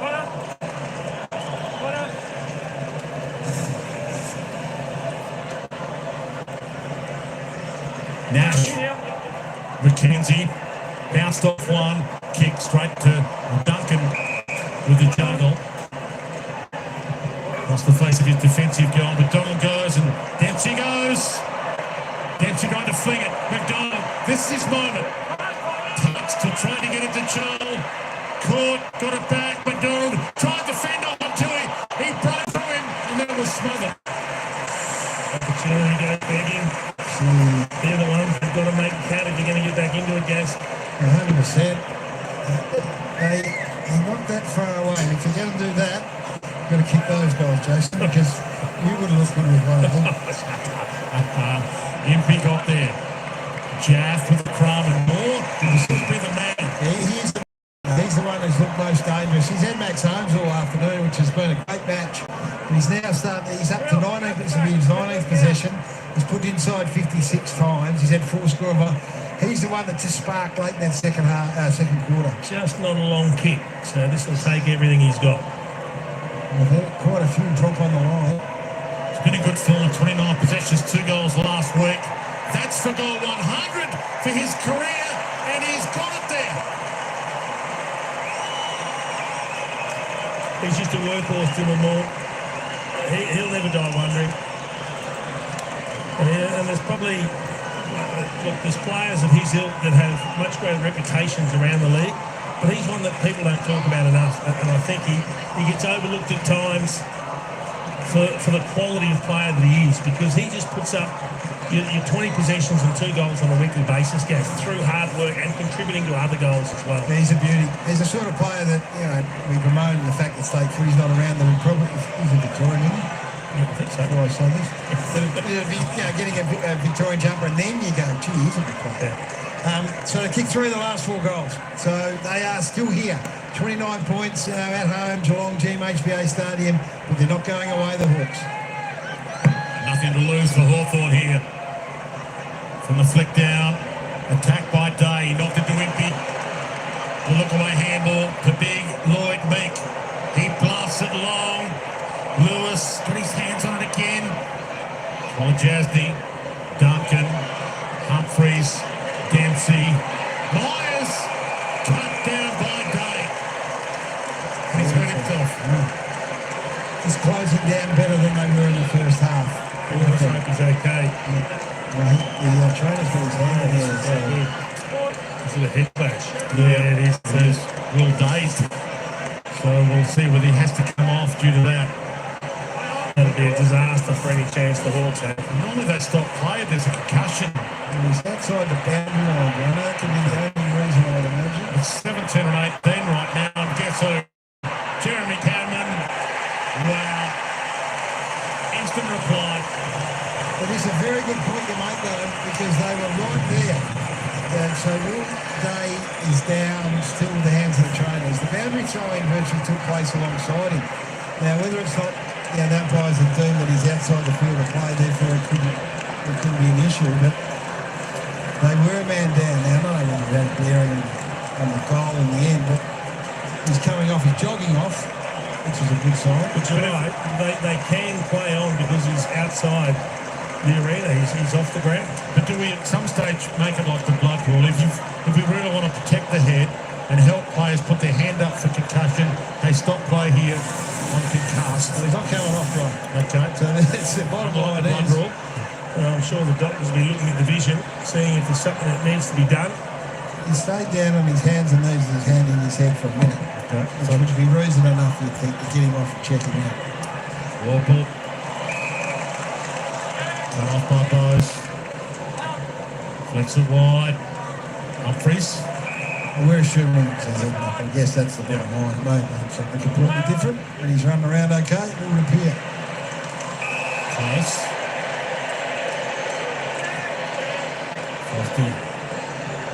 Pulling the crowd, no. Give it to me if you like. Want to hear it louder. He sets it up for the leapers. Weddle from 4 deep. Myers tried the outside of his boot. Morrison.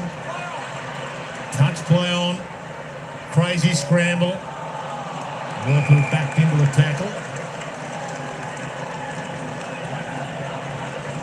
Jeremy Cameron's having a night. Just kicked 3 goals through. Could have been in anything night. He's moving as well as he has for a while.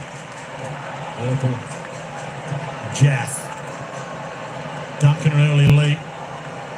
Bose, the ball's followed him. Neil from 4 deep. Almost Weddle. Close. Off hands. Drills it. Yeah.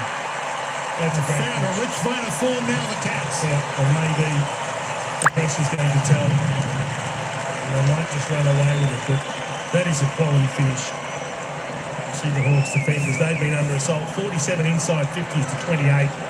It just keeps coming down. They've got numbers there, but they're just too clean. That's what's Jarman Hippie's the opponent, and he just... It's a hard job as a defender when you say, do I go in with him into a congested area, but he elected to stand off, and Close has been fantastic tonight. Hit 3 goals.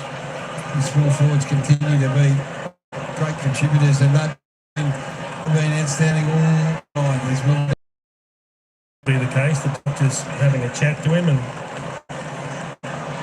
we'll go through exactly what's happened. again, it may not be a head knock, so that could be the reason he stayed out there longer. Warple, Stewart, not on my lawn. And this has been the value of Stewart from the opening bounce is his physicality and presence in the middle of the ground. He's tackled with intent. Larson long. Stengel. High contact, free kick for Stengel. That's having scoring well with Stewart. His third set of bounce clearance and another small forward about to pop his head up. Yeah, things coming in a rush now for the Cats. They are on a roll. They are trying to really put them to the sword. Yeah, they've been impressive. They have been absolutely impressive from the opening bounce.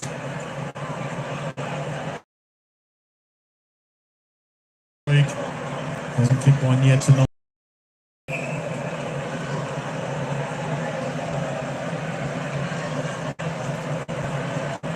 Crowd gives his silence. They'll erupt here. That's a sail. This Scoring nearly 50%, inside 50 again tonight, Geelong. So that's how dangerous they've been. 24 scoring shots to 12. And this is against a team that in the last month or so has been the best team in the comp in terms of not allowing score for inside 50. And points against as well, Josh. So dead right. Scrimshaw put it out on the full. Close puts it long. It's got Rowan, Dempsey, all waiting there. Dempsey lays the tackle on Newcomb. Good spot for a ball up though for the Cats. Too far out for the Hawks to just knock it through. Stengel. The miracle kick. Cats have led from the outset. 22 at quarter time. 34 at half time. Neil tried to swipe over his shoulder. Holmes threw it away. Jaff. Oh, did he drag that in? You hear the crowd yelling. They are under serious pressure down back, the Hawks defenders. Frost He kicked it out of the ruck contest, which you don't see often. Bose pursues, wrapped up and dropped it. Umpire is allowing that under the maiden attempt, no prior opportunity rule. So if you throw it near your boot, make an attempt even if you don't make contact. Patal's caught. McKenzie got him. Meek. Mitchell. Impey. Moore. Stewart kicks it away. And the crowd cries for the hero again. And again, he's been two-time premiership player with South Barwon before Geelong took him, picked 40 in 2016's draft as a mature age player. And he's been a superstar. Patal's. He might just be reincarnated yet, Wayno, Tom Stewart. He thought maybe it's just a stopgap, pushing him into the midfield. But you would never underestimate his ability to make a fist of that. Can't keep the great men down. It's been the case for 100 years in the world of AFL. A mark's been paid. Got to Meek, but going to have to hurry. Hands it off instead of kicking it long. D'Ambrosio. Seconds tick down. Will it count? Mark wasn't taken anyway, but they're declining. Half ball it down. Cats by 22 at quarter time, 34 at half time, and they lead by 42 now. 13-11. 89 to 7-5, 47, and they're having it their own way. Max Verstappen not having everything his own way. Formula One Grand Prix from Britain. That's coming away on Fox Sports. Plenty of sport coming away on Fox Sports, including heaps of AFL tonight as well. Great to have your company wherever you're watching around the land. All right, folks, so that is the end of the third quarter here. Geelong move on to a little bit bigger lead there. Geelong kicked 4 goals, 4 in that quarter to Hawthorn's 3 goals, 2. So there we go. It looked like Hawthorn was coming back a little bit in a couple of those stages where they got a little bit of a run, snagged a goal, but then straight away Geelong came back with the quick reply. Well, it's not what those Hawks supporters were looking for. But don't give up yet, Hawks. We want to see Hawthorn come out in this final quarter, show a bit of grit like they have been in recent times, and at least win the last quarter.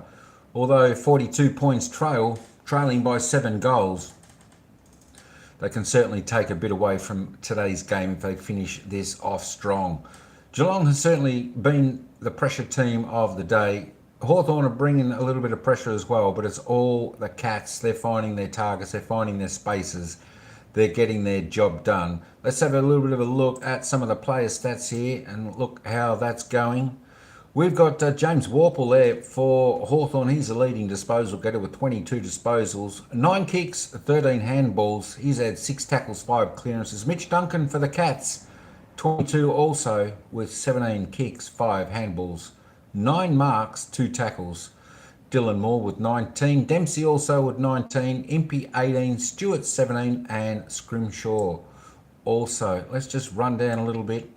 We'll have a look at your favourite players, how they're performing, all their stats. Then we'll get over to the goal scorers, the fantasy points, and then the quarter will just about be ready to get back underway for the final quarter here down at Geelong. Jai there for Hawthorn. He had a slow third quarter. He only had 2 possessions in that quarter. Rowan the same. He didn't do much in that third quarter. He's only sitting on 11 possessions there. Who else have we got? Jeremy Cameron. There we go. He's turned his kicking around a little bit. He's got 13 disposals. He's had 10 kicks. He's kicked 3 goals, 3 with 3 handballs. He's had 5 marks and he's laid 1 tackle. Just go down a little bit more. Just down to the bottom, it looks like Hawthorn have played their sub. Geelong yet to bring Ollie Hendry into the game. I'm thinking he will be on probably halfway through this final quarter. So there are the individual stats for the players how they're going. As I said, James Ward-Bull and Mitch Duncan, respective sides, both leading with 22 disposals. Let's quickly head over to the goals. Let's go and have a look at the goal scorers there for today. We've got Brad Close there and Jeremy Cameron leading the way for Geelong with 3 each. Gary Rowan, Shannon Neal for Geelong, both with 2 each. We've got Dylan Moore for the Hawks. He's snagged 2 goals. Sam de Koning for Geelong. He's got 2. We've got Chol for Hawthorn. He's got 2. Warple for Hawthorn. He's got 1. Myers for the Catters. He's got 1. And we've got Mitchie Lewis still on 1 with Giath 1 each for the 2 fellas there. Let's just quickly go over to the fantasy points. Leading the way there is Mitch Duncan on 96. Dylan Moore 93, Warple 92, Koning 87, Meek 81. Let me just run down there a little bit for the top list. This is where we're looking. These are the fantasy points here against your player. If you like doing the fantasy points, having your fantasy footy team, it's all good fun. So there is that. We're going to have a little bit of a look quickly at the team stats. There we go. Disposals there. Geelong just in front on the disposals, only by 23. But everything reasonably similar. Kicks, handballs, inside 50s of course. Geelong well on top there. 49 to Hawthorn's 29. Geelong already nearly at their season's average of 54 inside 50s.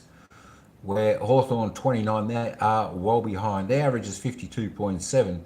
29, they need to lift their game. They just struggle to get it down to their forward. Of course, their efficiency pretty much the same as the second half. Free kicks, 13 apiece. Stoppages, pretty much close on all counts there. As we can see, the contested possessions, pretty much level. Turnovers, pretty high in this game. Geelong 45, Hawks 55. Quick look at the marks there. 79-61, Hawthorn with a few more marks, but definitely the marks inside 50. Geelong leading the way 15-6 and 8-6 on the contested mark. Let's quickly just have a look at the defensive tackles, pretty similar. Geelong just ahead on the inside 50 tackles, and the bounce and the 1%ers evening out as we head back to the summary. And back to the game. This game is about to get underway. So this game should be starting within a minute. So we will be back with you when this game starts. Here we go. Factor as well. Newcomb ran into a roadblock in Tim Stewart.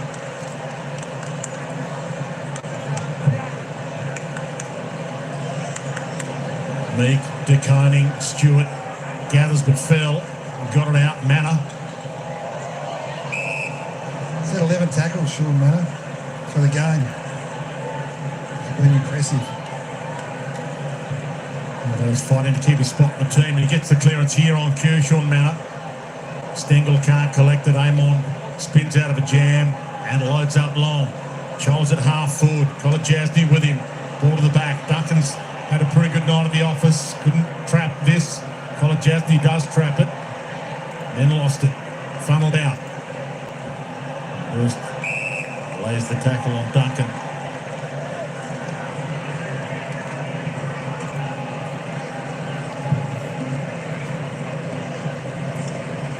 Warple. Good to see Day back out there after being dazed earlier on. He came off and obviously had the assessment, Will Day. 10th game for the season after a foot injury. Wrecked his momentum early in the year. Hawthorn's BNF last season. They need him fit and firing. Moore, their captain tonight, got it off.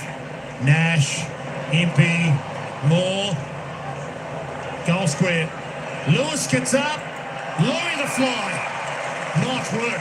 She judged that well. I don't know that he got that high off the ground in the air, but it's a good, clean grab. So they want to try and kick an early goal and get on a bit of a roll. See if they can really eat into this margin. And good to see him back as well.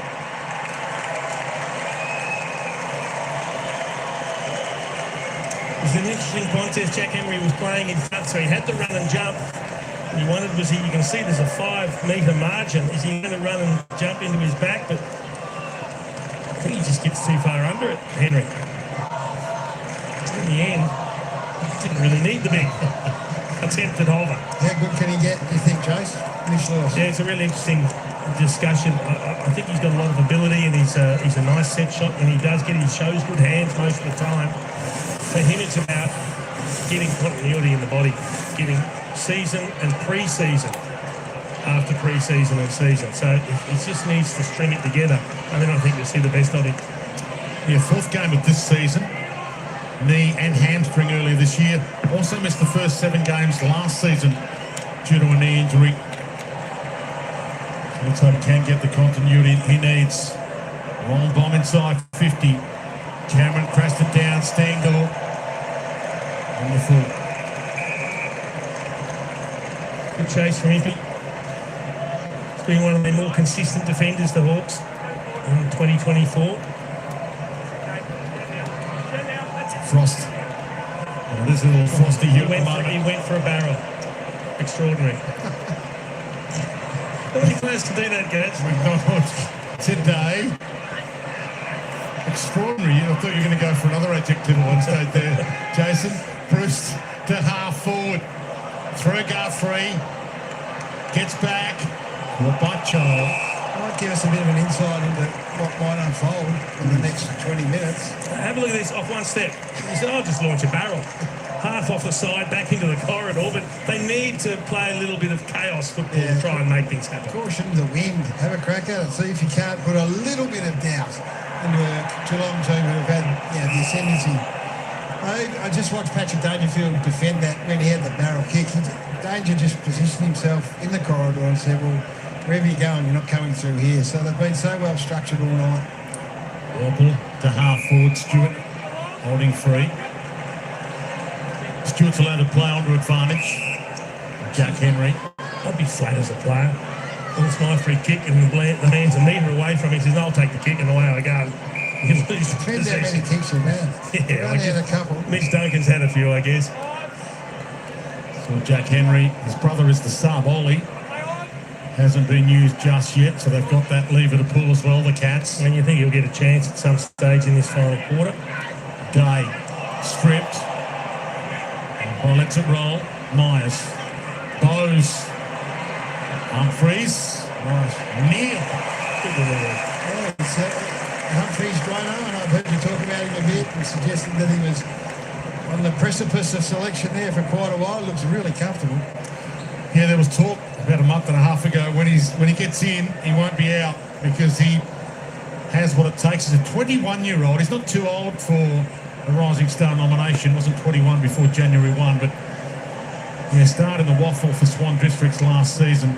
Elite skills, both sides of the body, can kick both feet again, but inaccurate. Just love the touch from Humphreys. Love the way that he just sat that left foot, just sat it there for Neil to make his way to it. Did live in Victoria for a short time as a kid, even though he spent the majority in WA, but it's a little bit warmer in Mildura than it is here tonight. Joel gets there, good grab.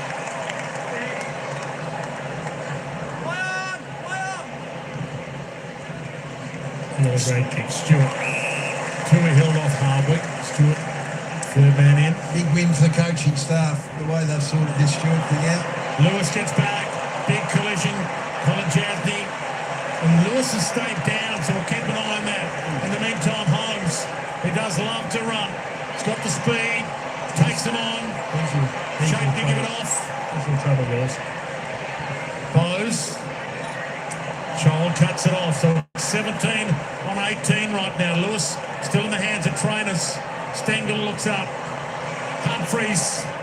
Spear pass. Options are plenty. Play on. Cameron. And some ball room for the Blitz. Goal square on his own. Goal's been kicked and the Cats roll on. Credit to Tom Stewart. He went over and waved to the support staff of the Hawks, said, hey, he needs help.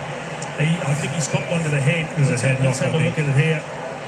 Oh yeah, he gets an elbow and just goes down. He's out there. He's holding his knee up under himself as well as he went down, which Elbow to the back of the head, so you wouldn't expect him to take any further part in it. So Jeremy Cameron now just darting out the back. So Weddle started on him. He gave Weddle a bit of windburn early in the piece. We know Weddle's going to be a really good player, but the sheer weight of numbers is giving Jeremy Cameron plenty of looks. He could have kicked that one, but he handed it off. He's kicked 3 goals through himself. He's had a super night, but concerns at the moment. Yeah, again, the last thing you want to see for Jeremy Cameron is a bloke standing in the goal square or something. Get a handball. And the kick is 4th. He's conscious, which is a good thing, and went down heavily, didn't he? So it was it was a very fair contest. I think this is the other thing. Against Kolajasny, was it? It's his knee that buckled under him that would have been a secondary concern. Initially, they're worrying about the blood's flowing from the head. Yeah, the head knock. It's a bit of an elbow. Elbows clipped him and just split him. But as you said, guys, that buckled knee, you can see all that bad link. We'll just have a look at that again if we can. As he makes his way to the bench, you'll see the knee really walking a bit better now, which is good. He's knocked down, Cheek, and he comes good. He wouldn't know about a potential knee injury, so. It's strapped up. So anyway, we hope all the best for Mitch Lewis, who's so important. And you just spoke about the need for him to have continuity and play week in and week out. And this might be, depending on the wash-up, maybe another week or so away from the game. But we hope for the best for him. Very important to the Hawks. Good honest contest for Kolajasny. He was just attacking the footy. It was just unfortunate contact. From the restart after a little hush around the ground. Day. Spear pass out wide. Hardwick nearly went for the chest mark. Kolajasny through the traffic. Blitzars bangs it away. It's high, it's wide. And it's Harry Morrison's ball. So Gunston's been subbed out. Lewis doubtful to play him further part in the game. And the Cats, opposite side of the coin, they've got a fresh sub to bring on at some stage. Ollie Henry. Watson can't trap it and go. Almost thrown out of there. It looked like a throw. Umpire right up in the middle of the ground was the one that had the best angle to see it. Guthrie. It's interesting, isn't it? If the Carney goes and plays ruck, then Tui going back, and Jack Henry, Kolajasny becomes so important again. So where does it leave Reece Stanley, who's an emergency tonight, Gus? He has to bide his time, play well at VFL, and maybe gets an opportunity through an injury or a different strategy. On the surface, a Decani Blitzards 1-2 punt looks like the way to go. Yeah. Toby Conway, another one they might have as an option. Young kid who's growing as a ruckman. And he's trying to get his opportunity as well. So, yeah, you're right. We're seeing even Essendon, just trying to get it right before finals come around. What is the best setup? And Draper with Riders back up. Maybe it's the Koning and Blitzards that looks their most. I'm a bit with Moons. I really like the way that's unfolded over the last few weeks. Blitzards did the ruck there on cue. Meek can't get away with it. Cameron hands it to Newcomb. Looks inside. McKenzie stripped by Close. And Blitzards nails in. There's another guy who didn't play competitive footy between the ages of 14 and 20. Mark Blitzards tried to qualify for the London Olympics and become a genuine star as a footballer. Cats have picked up a few like that. Bose, little flick on Manor, their 26-year-old. They picked up in last year's draft, who's looked good in this one tonight in game 3. He's a tackling machine. I know I said he's late 11, but you just watch him hunt the opposition. Well, Tom Atkins they took as a mature age player, 2-time VFL best and fairest. He had 23 tackles in a VFL game one day for the Cats, and they thought, this tackling thing's of value. We don't just need goal kickers, we need hard chase down tacklers as well in the modern game. Frost and Neil in the ruck here. Frosty with a double-handed pat down. There is Neil. Clark. Stengel. Impey stripped him. Half had him by the leg. Neil. A little too slick for Atkins. McDonald. Impey on the full. So Close, I think they're Smalls, Close and Stengel getting back to their best form too. I think it's been a really good night for the Cats. Neil crashed it down, Morrison front, David to Mitchell, Stengel. And there's another one they've grabbed as a player that's come to the Cats as a mature player that had a couple of chances at other clubs, but has taken his chance big time here, more than he has with the two clubs he was previously at. Dwayne, the sub's been made down here for Geelong. Ollie Henry on with Dangerfield now having a rest. That's just tactical. Josh Weddle and Jack Scrimshaw have had various stages on this man. Have had, they'll go to the tape and they'll learn a fair bit about things tonight, I reckon. We know how talented those boys are, particularly Weddle, but that'll work, and it works back. Not quite enough. Jeez, he made good contact. That is a big round the corner kick, 45 metres out. He gets some serious whip on it, doesn't he, Jake, when he hits him? Not easy to kick around the corner from that far out. Morrison long. Humphreys, front of the pack. Lots of the inside kick to Atkins. Watson trying to get out of his way, and that short pass is good as well. The manner that we've been talking about a bit. yeah, a lot of players that come into a side that has been successful. You know, a lot of these Geelong players have been successful. Have got the ultimate success in footy. To bring someone in that is just dog hungry and is just going to scrap for everything, I think it's a fantastic. It just keeps everyone honest. And whether or not he's in their best 23, well, that will be decided. But he can't have done much more tonight. He's been super impressive. He has been a goal kicker his whole career. Struck that pretty well, not well enough.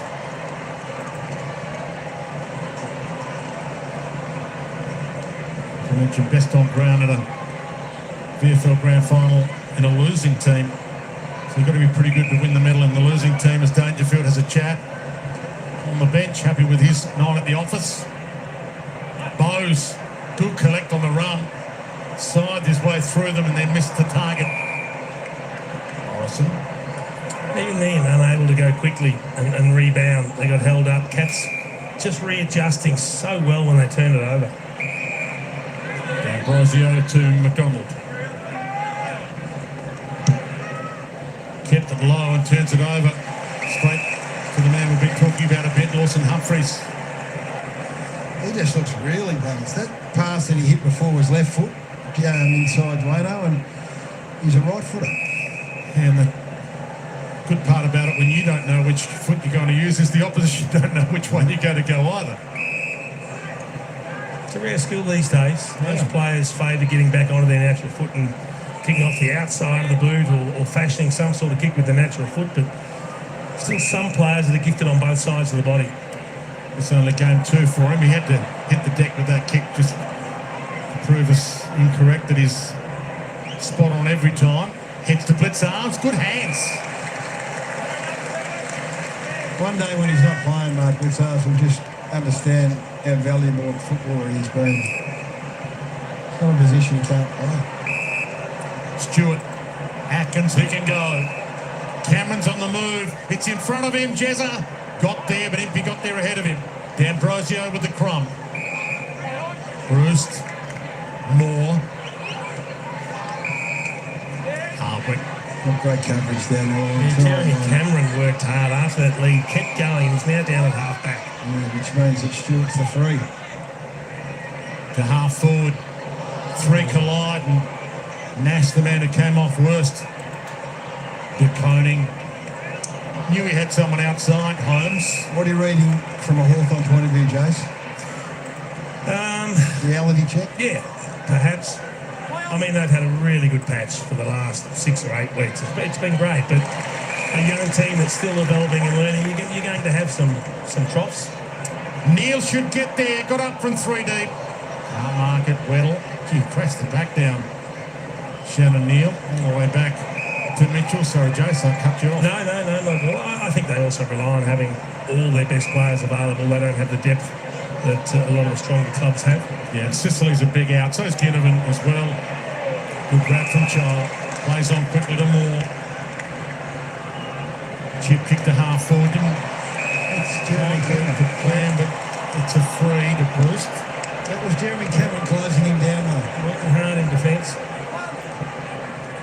to the pocket and flicked away by Holmes, who's got that closing speed. I like him in the back half as well. Maybe if you're going to take the coning away and you're going to have pretty established premiership defence come back together, it's good to add one.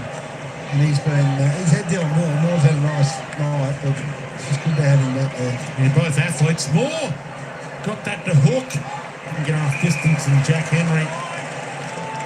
Yeah, Moore ran at Stall. Was an athlete as a kid. Dylan Moore, as well as being a footballer, but decided football was his game. And Jack Henry's another one. He was a decathlete, high jumper. Cats found him living down the road. No one else wanted him. Tui. Scrimshaw got up. Good grab. Jack Henry's come on with the long sliver. He's been sitting on the bench all night, Chief. Ollie Henry, I mean.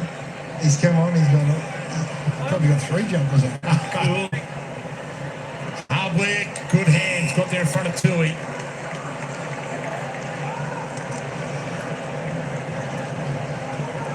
$13 for the year, Blake Hardwick, so he's had the capacity to swing from one end to the other. It's been a good transition. Yeah. It's not down a heap of looks. Only had 36 inside 50s, the looks.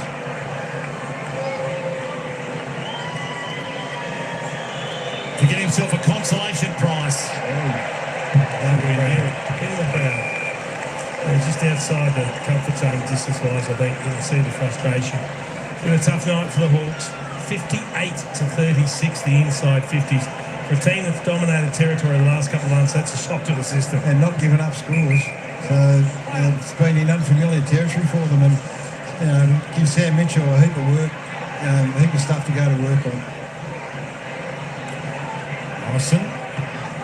Amon. It's a pretty good spot with the kick. Watson sort of thumped away. Moore ran into trouble. Watson over his head. Bruce. Centering kick. Joel in the hole. Put it to grass. Jeff. D'Ambrosio. Massimo damage. Got the 6-pointer. And here's the Bunnings builder. He's had a really good year. Massimo D'Ambrosio. But I'm with you, Gaz. Can't for the life of me work out why Joel didn't go with 2 hands. I thought it was a terrific centre kick from Bruce just to get it back in the corridor. You can see him waving, and then he decides to go one arm for whatever reason. But they kept it alive. Quick knockout to D'Ambrosio. And he continues to show why he's been such a valuable pickup for the Hawks this year. He's been really highly rated. One stage he was the highest rated wing in the competition, which is saying something behind Errol Goulden. But he and Ollie Dempsey spent a fair bit of the night on each other. Right now he's got Mark Blitzars, and Dempsey's the other wing at the minute. He's had a fantastic night as well. So great pickup, uses the ball well, gets great value for his possessions. Love this bloke, Dempsey, from a Geelong point of view. Gives him something a bit different through the middle of the ground, and he can go forward. Dempsey wanted to be a basketballer, gave up footy for 4 years to concentrate on basketball. It didn't quite work for him, but gee, footy's working for him. He's about to pounce on this on cue, Ollie Dempsey. Watson got there ahead of him. A little toe poke from Dempsey was good to the coning. Tui, Duncan. Dempsey got up quickly to get another possession in the string. To Duncan, to Myers, to Atkins. Who does he want? He's got a few options. Rowan in game 200. Dance one way, dance another. Pokes the pass to Cameron. Hits the deck. Gets it back. Little fumble, right into Scrimshaw. A little bit untidy for one of the few times for the afternoon and evening. They really should have scored then. They had a fast break, plenty of space. But Zah's got his own ball back, and then he was slung. Missed his boot. Ollie Henry to Cameron, who's got 3 goals for the night and 1 clean miss. He could have a huge night in front of goal. He had 3 shots in the first 5 minutes. Just couldn't hit the target. He's worked his way into the game, hasn't he? Worked really hard. Really good signs for the Cats with Jeremy Cameron. Amon going nowhere. This one where they It'll be interesting to see how they bounce back from this Hawthorn. They're riding the crest of the wave, and it's talk about finals and the fact that they're thereabouts. So they've had a nice old whacking today. It'll be interesting to see if there's any residual damage on it. Charles Fairwood, once ahead of the footy for Marbior. Talk about what it means for Hawthorn, but this is huge for the Cats. They could still finish top 4 as Weddle and Chol combine, or Chol combine to mess it up. Stewart on the rebound. Ollie Henry turns and goes. He could have given to Manor. He gives to Cameron. Wow, what a kick that was. That's fitting, Red, wasn't it? Literally between two Hawthorn players and kicking to a space, an area that allowed Cameron to accelerate to. He's going as hard at the end of this game as he is at the start, Cameron. It's a kick. That is a magnificent kick. Tough kick to take on. I thought there were better options.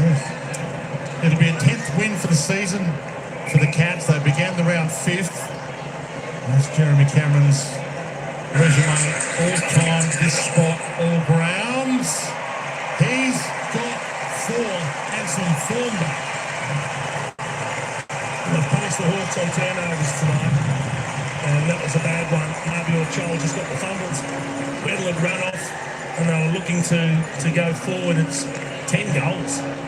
10 goals, 9 from turnovers. That's 19 scores. But it was a bad one. Marbior Chol just had to get the ball clean and give it back to Weddle, who was steaming past, but he fumbled it, ran past the ball, and then, like they have done most of the night, severely punished by the Cats. Good reward for Jeremy Cameron, who's really worked hard. 18 possessions, 8 marks, 4 goals, 13 score involvements. Most on the ground. Not sure whether it's been back here, but there's a bit more of a familiar look about this Geelong side today. So they've had 29 scores from 60 entries, so they're going at 50% almost against a team that, as we've pointed out, have been hard to score against in the last month. Might have found a new ruck in Sam De Koning. That's a big talking point, Tono. If Sam De Koning can develop like Tom, wow, they've been screaming out for one for a long time. Someone just say, I'll take over. And the tackle machine, Sean Manor, to set up another score here, maybe. Get out of his clutches, Sean Manor. Myers. Not the required. Confused a few people who thought it was. Out wide. Bose. Hawks fill in the holes. Percentage boost could be huge for the Cats. Hunting a top 4 spot. Sits it up to the top of the square.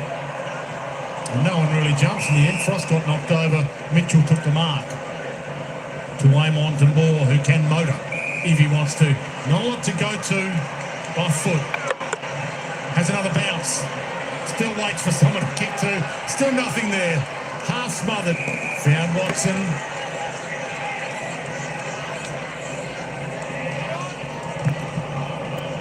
Heads in the Chol direction. Colin Jasny, Chol. Ball to the back. Humphreys. Fished it out in the end. Again, two-sided. He hits out to Myers, and Myers may have been close enough for him to get away with that. Well, this is Chris Scott's 14th season as coach for Chris Scott. He's the longest-serving Geelong coach of all time for the equal oldest team in league history.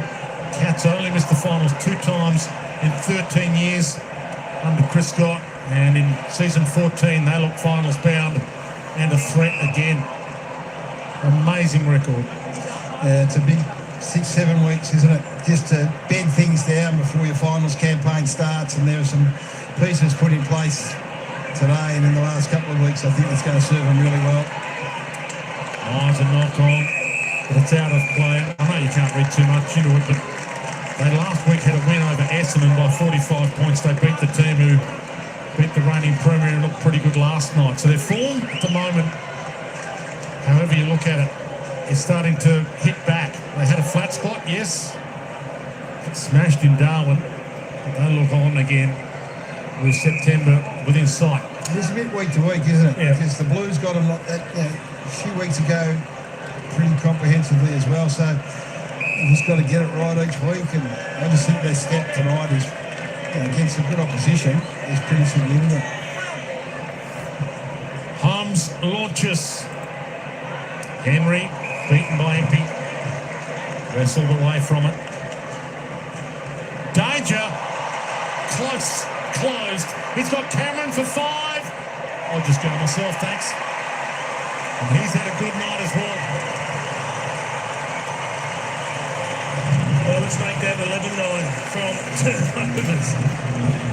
They've just struggled for exits out of their defensive 50. The Cats set up behind the balls with first class. Their attention to detail. He just sat off, picking off distance. Rather close. And then just trotted in, kicked the easiest of goals. Probably would have liked to give it to Jeremy Cameron, but Sam Frost was having none of that. He said, I'll just stay back and you can kick it yourself, not the bloke on at the moment. And again, he might have shot from close, break close, but he's kicked 22 goals, 5 this year. 4 straight tonight. And there's the percentage. That's into the top 4. Still a bit of footy to play out this round. Wasn't a bad bench, that one. That's true. And you'll see it all on Fox Footy as well. The rest of the round. Great to have your company on Fox Footy. Hope you enjoyed the night. If you're a Cat fan, you certainly have. Myers. Neil. Little flick back was clever. Kept it alive. Still a chance. Still a chance. To get it out to close. He's hunting a 5th. But the Cats set up the wall.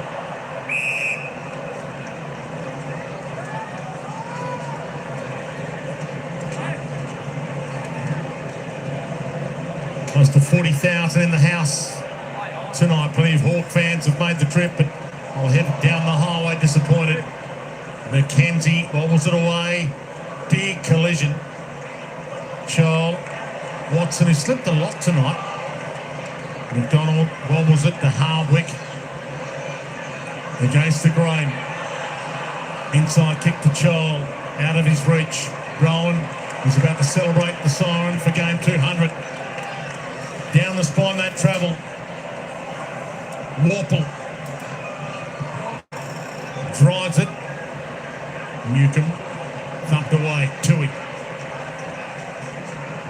Humphrey's going nowhere. It's spilled. Bowes. Dempsey. Guthrie. Back to Ollie Dempsey, who's done his chances of winning the Rising Star. No damage. Henry floats in. Ball stayed in. Amon, not sure he wanted to stay in, but he got it to half forward. Watson to his own advantage. Impey. Another tackle. Drops him. 13 tackles for the game, sure man. He goes hunting for them. 14 tackles. Close to Bowes. Siren. The Cats are back. And looking dangerous. Jeremy Cameron back in form. Tom Stewart back in form. And Chris Scott, 14th season as coach. Headed for another final series on this form. Consolidating the spot inside the top 8 with a massive 51-point victory over the team that came into this having won 5 games in a row. 16-14, 110 to 9-5-59 in front of a close to capacity 40,000 at GMHBA Stadium. They were 4 wins and 6 losses from their last 10 coming into this, the Cats. I think what we've seen over the past 2 weeks is a bit of a tinkering that's going to hold them in really good stead. So the Geelong that we've seen in the last 2 weeks is a bit different to the Geelong that we've seen recently, and I like what we're seeing. Let's go down to Cam Mooney on the ground. Thanks, guys. Tommy, I guess over the last couple of weeks, you've been building and building. Carlton may have got a hold of you a little bit, but the last 2 weeks, do you feel like you're back? I wouldn't say we're back, Moons, but some of the contested work tonight against a really, really quality opposition was a standout for me. We knew we had to get back to work. It's a bit of a throwaway comment, but we weren't playing the way we wanted to. So we went back to the things that we doubled down on, the things we know we're good at, and we're starting to set the fruits of our labour now. What about your own form? Obviously, there was a lot of speculation or talk about your form down back, getting tagged, all of those type of things. You moved into the midfield. Tell us about this move. Yeah, Scotty sort of came to me a few weeks ago and just floated the idea, and I thought I'd be stupid to keep sort of toiling away at the things that were giving the opposition a good look. So moved in the midfield and gave the boys a chop out, and probably coincided with Pat coming back, and just a bit of a freshen up and just throw Playing out of position, mate. Yeah, throw my weight around and see what I can do, mate.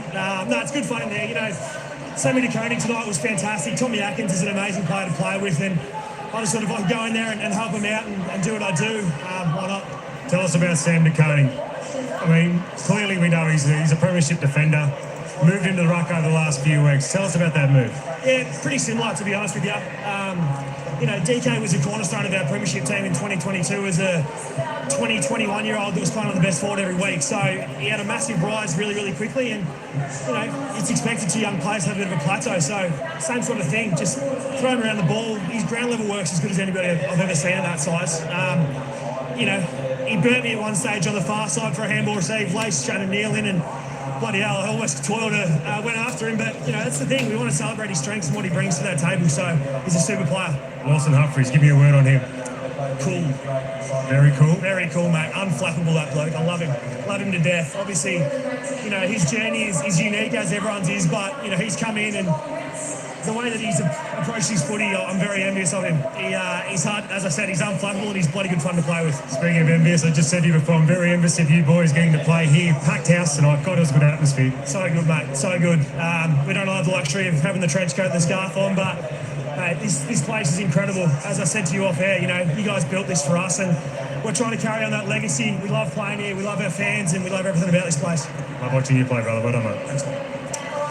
Yeah, I think it's one of the changes. So just a couple I'm writing down here. So Stewart goes in the midfield, DeConing goes into the ruck, Wilson Humphries comes and plays across half back. So these are just things that are a bit different. And that man with Sam DeConing, I think, is going to be the most. Tom Stewart will sort himself out, but he may just emerge in the next 7 weeks, as Tom did at Carlton, and by the end of it, Geelong have found themselves a bona fide ruckman for the next 10 years. Yeah, it's a year of real character this year. The ebbs and flows of teams' fortunes. Geelong burst out of the blocks, they win the first 7, you think, wow, they've completely reinvented themselves. They looked unstoppable, you think, they're on fire, one of the premiership favourites. Then they fell off the edge of the cliff, and you think that doesn't...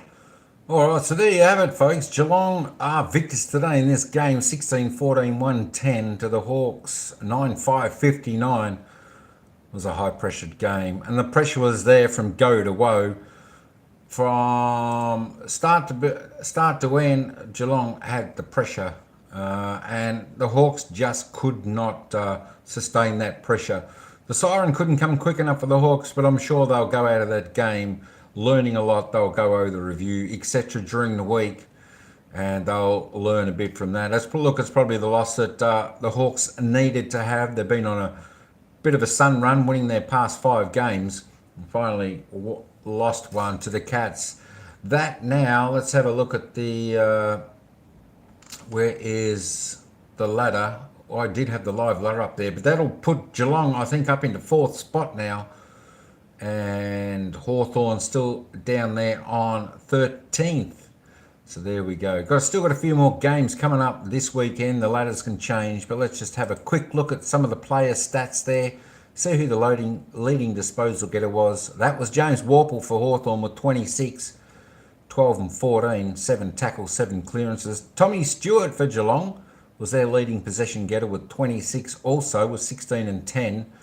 He had 11 marks. Can you believe it? 11 marks, 5 tackles. Dylan Moore for 26. Mitchie Duncan, 25. Dempsey, 23. And we kept it down here with Sam Coring, 15 hitouts there with 20 possessions there for the Cats. We'll just keep going down a little bit more so you can have a look at your players and the stats that they got right there. Connor Nash, 17 disposals there for the Hawks. Humphries was 17. Holmes for 17 for the Cats. Jack Henry, 17, 11 and 5, 9 marks. Lloyd Meat there for the Hawthorn. The ruckman, 13 disposals, 6 kicks, 7 handballs. He had 3 marks with 1 tackle, 47 hit-outs, 4 clearances. Gary Rowan with 12. Shannon Neal with 12. Just keep going down a little bit there. Mitchy Lewis, he went off injured there for the Hawks. He copped a knock on the head going up for a marking contest. Come off with a blood rule. Went down on his knee a little bit awkward, so hopefully he'll be okay and possibly back next week. Chol there for Hawthorn. He looked like a tired man there in the last quarter with only 8 possessions. But the leading possession getters, Warple, Stewart and more for the day. Let's just have a little bit of a look at the goal scorers. Let's see where the goals came from today. Brad Close for Geelong got 4 goals. Jeremy Cameron, he picked his game up after half time. He ended up with 4 goals for, with a few missed kick there as well. He had 19 disposals, Jeremy Cameron, so he had a bit of a cracker of a game. 7 kicks, 12 kicks, 7 handballs, 8 marks, 2 tackles. Gary Rowan and Shannon Neal had 2 each for the Catters. Dylan Moore, Mitchy Lewis had 2 for the Hawks. De Koning had 2 for the Cats. Chol had 2 for the Hawks with Warple 1, Myers 1, Giath 1, Ambrosio 1, and Mark Blickvas had 1 for the Catters. There we go. Just to go back to the AFL, the fantasy points. Tommy Stewart was on top there with 125. Dylan Moore 119, and Sean Mangan rounds out the top 3 with 115. There we go. Just looking back at the summary there, and as you can see, the worm all day. It was just on a rise for the Cats. The Hawks in this halfway through that second quarter to midway through the third quarter, and pretty much halfway through the last quarter, they sort of held Geelong reasonably well, just with a 2 to 3 goal difference there. But the damage was done there. I think it was about 10 goals, 9. Geelong scored from the Hawthorn turnovers, so that was a big margin there. All right. That will do me for today. I'll put this on, I'll leave this on for another few minutes just so that the folks can have a look at the scores as they come in. We might be able to hear the Geelong song before we head off today. And of course, well done to the poll. Geelong Cats 53%, the Hawks 46% with 43 votes. Tight game. Well done, Cats.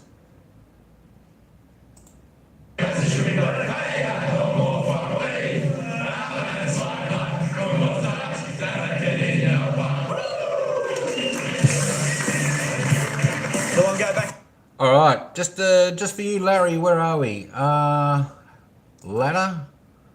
There we go. There is the ladder. There is the ladder as we speak. That's the updated ladder. So as we see now, Sydney Swans on top with 52 points, followed by Carlton, who plays their games in about 10 minutes. I might cover that game as well on 44. Essendon, who had their victory last night, they're third on 42. Geelong now move up to 40.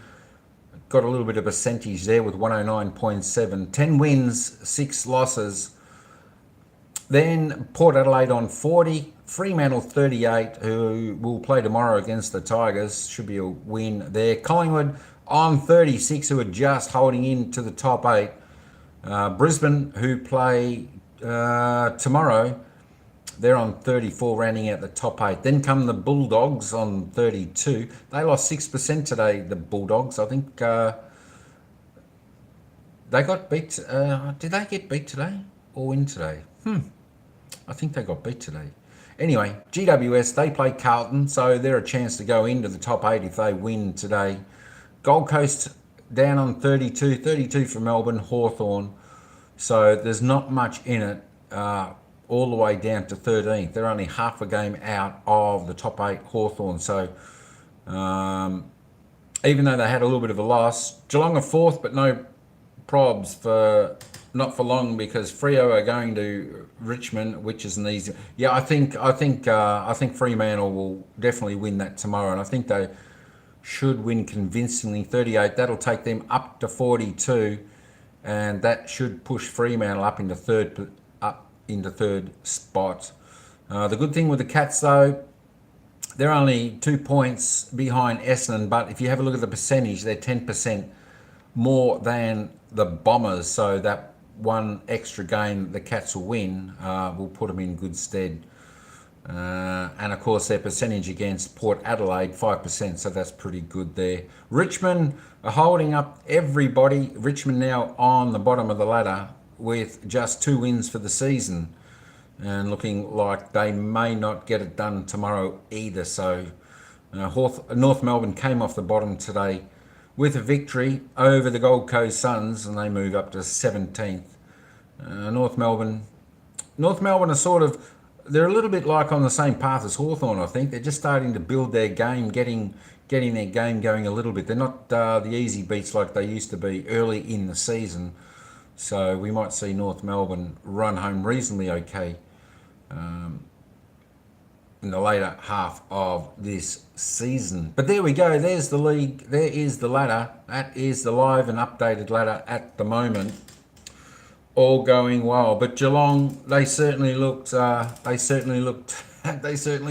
tonight, and I think I'd be worried if I was a team that were going to be playing Geelong in the next few weeks.